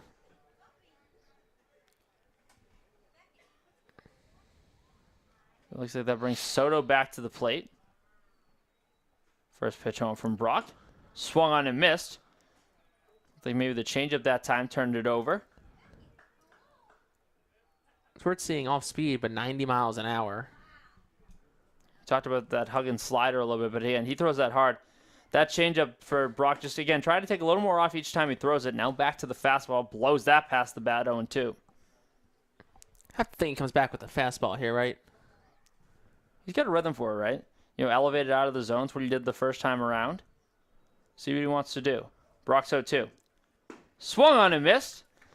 So you're psychic a little better than mine today. Maybe that evens out throughout the course of the season. Nonetheless, back-to-back strikeouts. It's like the Tony Romo effect. It's a weird thing to say coming from an Eagles fan. Oh, I know, but Tony Romo can, predict plays. That's It's right. a great feeling. Plenty of shakeup across the NFL boots this year, too. Certainly something to watch for. Brock's next one. Grounded over to short. Fires on to first. In time to get him. And a clean 1-2-3 inning for TJ Brock. We'll close this one out. And we'll see if they want to keep hitting. It looks like that's what they're going to do. Remember, this is a scrimmage. They can do whatever kind of rules they want. Again, their team's batting 10. They're going to let someone hit now. Just going to bring Johnson back up for another at-bat. You hear Coach Roberts say, hey, I like that. Let's keep this going. Maybe not right. He hasn't had enough baseball for the day. True. So we'll keep going. Plus pitch counts, too. They probably have a number in mind. They want to see Brock throw. Might as well have him throw it in a game-like situation. Have to go back down to the bullpen and throw it. So what happens if we keep going? If Brock retires him, do we get a 4 up on the out category on the scoreboard, too? I think we might have to. First pitch slider misses up and away, ball 1. Maybe this could be an at-bat where he wants to see him work on that off-speed. Brock's looked sharp so far in his return to the Cape. Next one home. Foul tipped into the mitt. Lomavita squeezes it, evens the count at 1. And that was a really nice slider. There are a lot of late dive on it, too. It's been a big pitch to use against lefties. Again, he used it on both sides of the plate, particularly that backdoor approach. But he can run it down and in across the plate to lefties as well. 1-1 home. Goes right back to it. Carbon copy location-wise. Good movement. Brock back ahead 1-2. Not often you see the 1-2-3 on the board. But True. But here we go. We're playing 4-out baseball, or 5, or 6. Brock's 1-2. Fastball tries to challenge up above the letters. Johnson lays off. Evens the count at 2. So we talk about eye level here. You go with the fastball up. Now you see maybe you start a slider up and see if you can get it to dive out of the zone and kind of freeze him. See what Brock's thinking in the 2-2. Long pause, now fires. Swung on and missed. Goes back to the slider, down and in.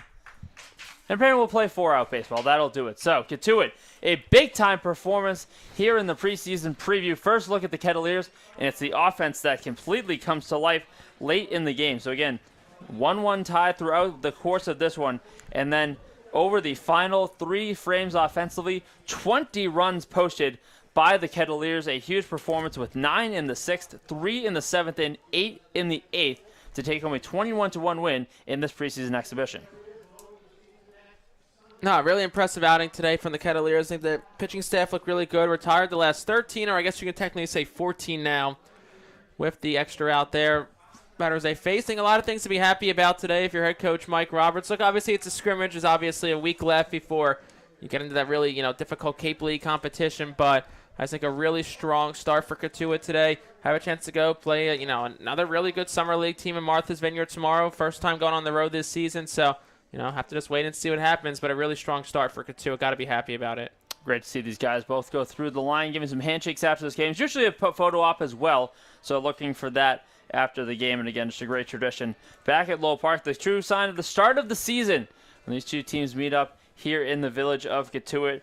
And another big offensive performance. How about a couple guys to mention as well? Maybe no more than Graham Pauly. Again, got out late in the game to get a couple more guys off the bench, but a really strong performance, a 3-hit day using all fields. He looked really strong in his first impact in a Kettleers uniform after making the trip up for the summer from Duke. Yeah, no, Pauly looked really good at the plate. Couple of hits, couple of runs as well, and also really active in the field. A lot of ground balls to him as well. Kept him on his toes out there, but no, it's a talented team, Tim. We've talked a lot of it kind of in the lead up to us getting here, lead up, to today, to the season. It's a really strong, it's a talented Cotuit roster that it just, look, it looks good on paper. It's all going to kind of come down to what they can do once the games matter. And look, today's a good start. Today, let's say it is what it is. It's a game just to get guys some at-bats, get guys some experience, and get pitchers' arms loose. You're not really looking at the end result of the game, 21-1. Sure, it looks good on the scoreboard, but at the end of the day, there's a bigger goal in mind to a game like this as they get ready for a photo op down there by the pitcher's mound. But no, a lot of things to be happy about today, Tim. Again, you get that nice photo op that we talked about between these two teams. Yearly occurrence always having them down here as well. But the first sign of Kettleers baseball truly being back. First action at Lowell Park in 2022 for the Kettleers. But some high school games here recently. But that is pinstripe white uniforms making the return to Lowell Park for the first time in 2022. So once again, as we've talked about throughout the course of the broadcast, we'll be back tomorrow on Martha's Vineyard. A 4 o'clock first pitch, or 4:30 first pitch. After we take the ferry over to battle the Sharks of the Martha's Vineyard after the CCBL. So after the game, we're going to head down in just a moment to Jenna. So we'll be back in just a moment. Continue with post game in just a moment.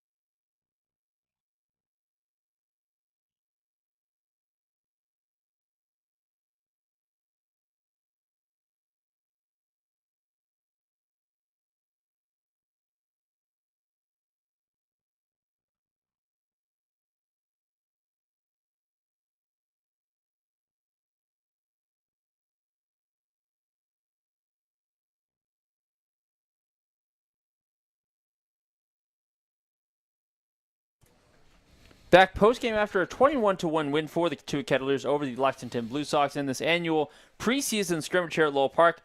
Again, another scrimmage tomorrow out on Martha's Vineyard against the Sharks of the NECBL. And then, Jake, a week from today out in Chatham at Veterans Field. Big matchup against Chatham to open the season. Cotuit only went there once last season, so again, one of the marvels of the Cape League in terms of that park. Get to start the year out there in a fun West versus East matchup. No, I'm really excited. That should be a really good matchup with Chatham. A couple of road tests for Cotuit before they kind of head back here next Tuesday for the home opener. I mean, that's the next time we'll be here. 9 days away. Can't wait. Just hope the week goes by and we can get the next Tuesday night, with a couple of wins under the Kettleers' belt. But as I said, a lot to be happy about today. Hope you can kind of build off some things tomorrow. We get some more arms, some action tomorrow as well once we get to Martha's Vineyard for the matchup with the Sharks, and then kind of just fine-tuning some things before Sunday. There will certainly be some familiarity early in the season as well. For the first 5 games are 2 of them with the recurring opponents. So it'll be at Chatham on opening night, then at Falmouth the next night. Bourne, a back-to-back home and home, will be Tuesday at Lowell Park, and then Thursday after a league off day at Doran Park in Bourne. And then on that Friday the 17th, Chatham makes the trip out west. So again, playing Chatham twice in the first 2 games, and then a home and home with the Bourne Braves. Feeling like that playoff series all over again, going back and forth between Lowell Park and Doran Park early in the season. Nah, definitely. I mean, Bourne, a team that Cotuit saw a lot last year, obviously lost in 3 games that opening round playoff series, so obviously revenge on the minds of some of the guys who are making returns here to Cotuit this year. But, it's a new year, new roster, so just excited to kind of see how Cotuit and Bourne match up, 2 of the teams that have been some of the better teams in this West Division so far. So it's excited to kind of see how Cotuit matches up with a lot of these teams. And again, Coach Mike Roberts talking to his squad right now after that first scrimmage. First time that he got to see them a little bit as a team. Obviously, never a perfect performance. Loved the offense late, but sure, there's things that they want to work on situationally to try to get that offense ignited a little bit quicker earlier in games. Yeah, no, that's going to be the thing. I think we saw he wanted to get base runners on, and first couple of innings, first inning they got some on, but really 2, 3, 4, 5, a couple 1, 2, 3 innings, couple innings of 1 base runner mixed in there as well. But for him, it's get guys on base and try and play some small ball. We saw a lot of guys stealing bases today. Didn't see any bunting today. Maybe that's something we see tomorrow, but the key is going to be when the bats aren't going well. How can you manufacture runs? You got a lot of guys that can run on this team, and that's kind of a staple of a Mike Roberts-led team. So get those guys on base, kind of get them in motion, and kind of go from there. And again, a team that'll continue to get some guys in the next few days, getting up to full strength. Our broadcast team will get up to full strength as well in a few days. We'll be joined by Riley Pay later next week, and she'll be ready to go for opening night in Chatham. But again, just so great to be back with everyone today. Jake, first game with you. Jenna Meyer doing a great job today. We'll hear from her in just a little bit with Coach Mike Roberts after the big-time win. But again, just a great win for Cotuit. First chance for, again, just get this broadcast booth back. It's been so long waiting to get this booth ready to go. So much change over the offseason, get everything ready tech-wise here. And again, so just think about what you see. Again, we talked about it a lot. Home games will be right here on the Kettleers Digital Network, run through YouTube. And yes, for those asking, we will have a score bug moving forward that will have everything ready to go. Just didn't have it today with the first game getting back. But yes, there will be a score bug moving forward. And then on for road games, just like you'll hear tomorrow, catch us on Mixlr, whichever you would like to use. There's days that we still mess up in, we'll say it 40,000 different ways. 4:30 first pitch tomorrow out on Martha's Vineyard. So the Cape meets the Islands, and it will be, again, the start of the road season of Cotuit Kettleers broadcast. Find us on Mixlr, the Cotuit Kettleers radio network. You can catch us there for road games all season long. And, again, you get to back in a little bit more of a different broadcast setting tomorrow. And hit the road for the first time. Yeah, hit the road. I mean, I'm excited to get on the Vineyard for the first time. Never been there before, but NECBL is also a really strong collegiate league. It's, one of the leagues that are just up there. If the Cape is, another really strong summer league where a lot of really good players play. So, should be some good competition tomorrow, and I'm just eager to see how Cotuit, matches up against them. Again, so many people coming in the last few days. You were able to make your arrival to Cotuit yesterday. What's been the first kind of 24 hours now getting ready for the season and kind of getting yourself acquainted with the village? Oh, it's been great. I mean, my favorite part so far has been how, welcoming and just nice everyone in the village and in the community is. And, I think that's what makes this all so special is that, it's a small village, so everybody seems to know one another, particularly well. And they all kind of rally around this baseball team, just like, all the communities around all 10 teams really do. And I think that's what makes this so special is that, these summer teams, every summer there's thousands of people at this ballpark. I'm sure we'll have thousands of people here next Tuesday for the opener. We'll see the same thing in Chatham and the same thing in Falmouth our first couple of games as well. and just kind of see how the communities rally around them. And I'm just excited. I mean, it's good baseball. I mean, it's the best baseball in the country we're going to get to see this summer for, one of the most, historically accomplished teams in the league. So there's a lot to be excited about, Tim, these next couple of weeks and, throughout the whole summer. Certainly the case. When you talk about those home openers, always a special day. At every park that we go to, we'll see, a couple of the first few days in Chatham. Obviously, Falmouth getting a big return to Gov Fuller Field. A lot of renovations at that field down in Falmouth as well. So I know the Commodores are more than ready to show off that new field and the renovations that they have made to Gov Fuller come next week. And then again, there's nothing like having a home crowd at Lowell Park, especially a couple of days into the season. Extremely looking forward to that. But again, a lot of baseball left to be played, but a good start for the Kettlers today. Oh, no, definitely a really good start. As I said, the staff looked really good. Retired the last 13 or 14 hitters when you count that last extra batter there to kind of end the game. So staff looked good. We'll see, a whole new set of arms tomorrow. Probably a similar format to what we saw today, which is trying to get some guys loose, some guys' arms, see some new guys in the lineup, as we saw today. A lot of new guys in the lineup throughout the game. Obviously, that probably won't be the case when the season begins, but just kind of getting some guys some looks here and just trying to earn some playing time because, look, it's the best guys in the country. These are all guys that are used to playing a lot when they're at school, but they're coming here, they're competing with the best and trying to earn some valuable playing time here. Again, 21-1 the win for the Kettlers today. More post game coming up on the other side of the break here on the Kettlers Digital Network.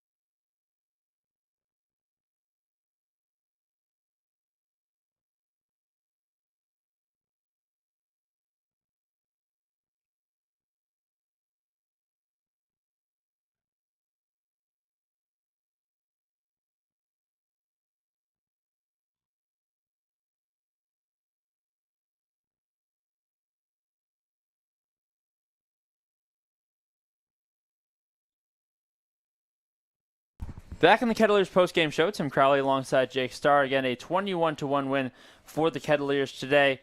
First of two scrimmages, as we've talked about throughout the broadcast, heading out to Martha's Vineyard tomorrow for a scrimmage against the Sharks. That'll be Monday at 4:30 p.m. Catch that on the Kettlers radio network through MixLR.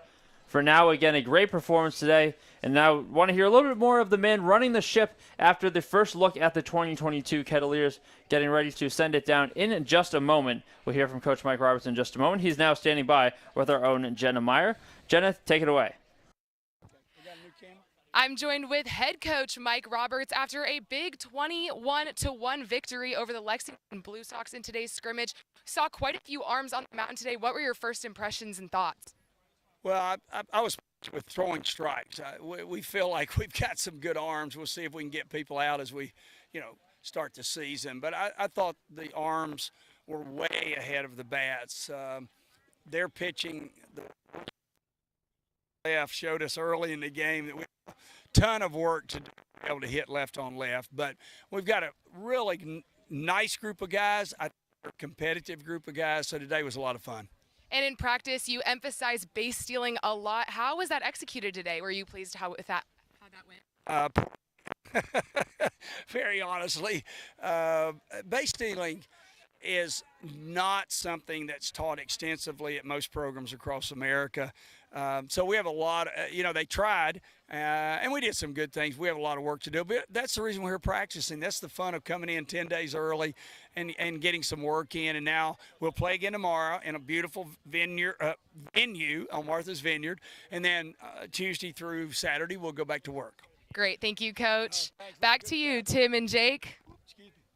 Jenna, thanks so much, and big thanks to head coach Mike Roberts for joining us on the post-game show. Get to hear a little bit about the work that went in today's 21-1 win over the Lexington Blue Sox in this annual scrimmage. So right back to work tomorrow for the players and for the broadcast team. We'll be with you on Martha's Vineyard, 4:30 first pitch. You can turn it on MixLR through the Kettleers Radio Network. Find us there on the road all season long after today. So a big win. The first look of Kettleers baseball starting to come back in 2022. A big thanks to Jimmy Middleton and Ryan Chambliss, our producers up in the booth, for Riley Payton next week.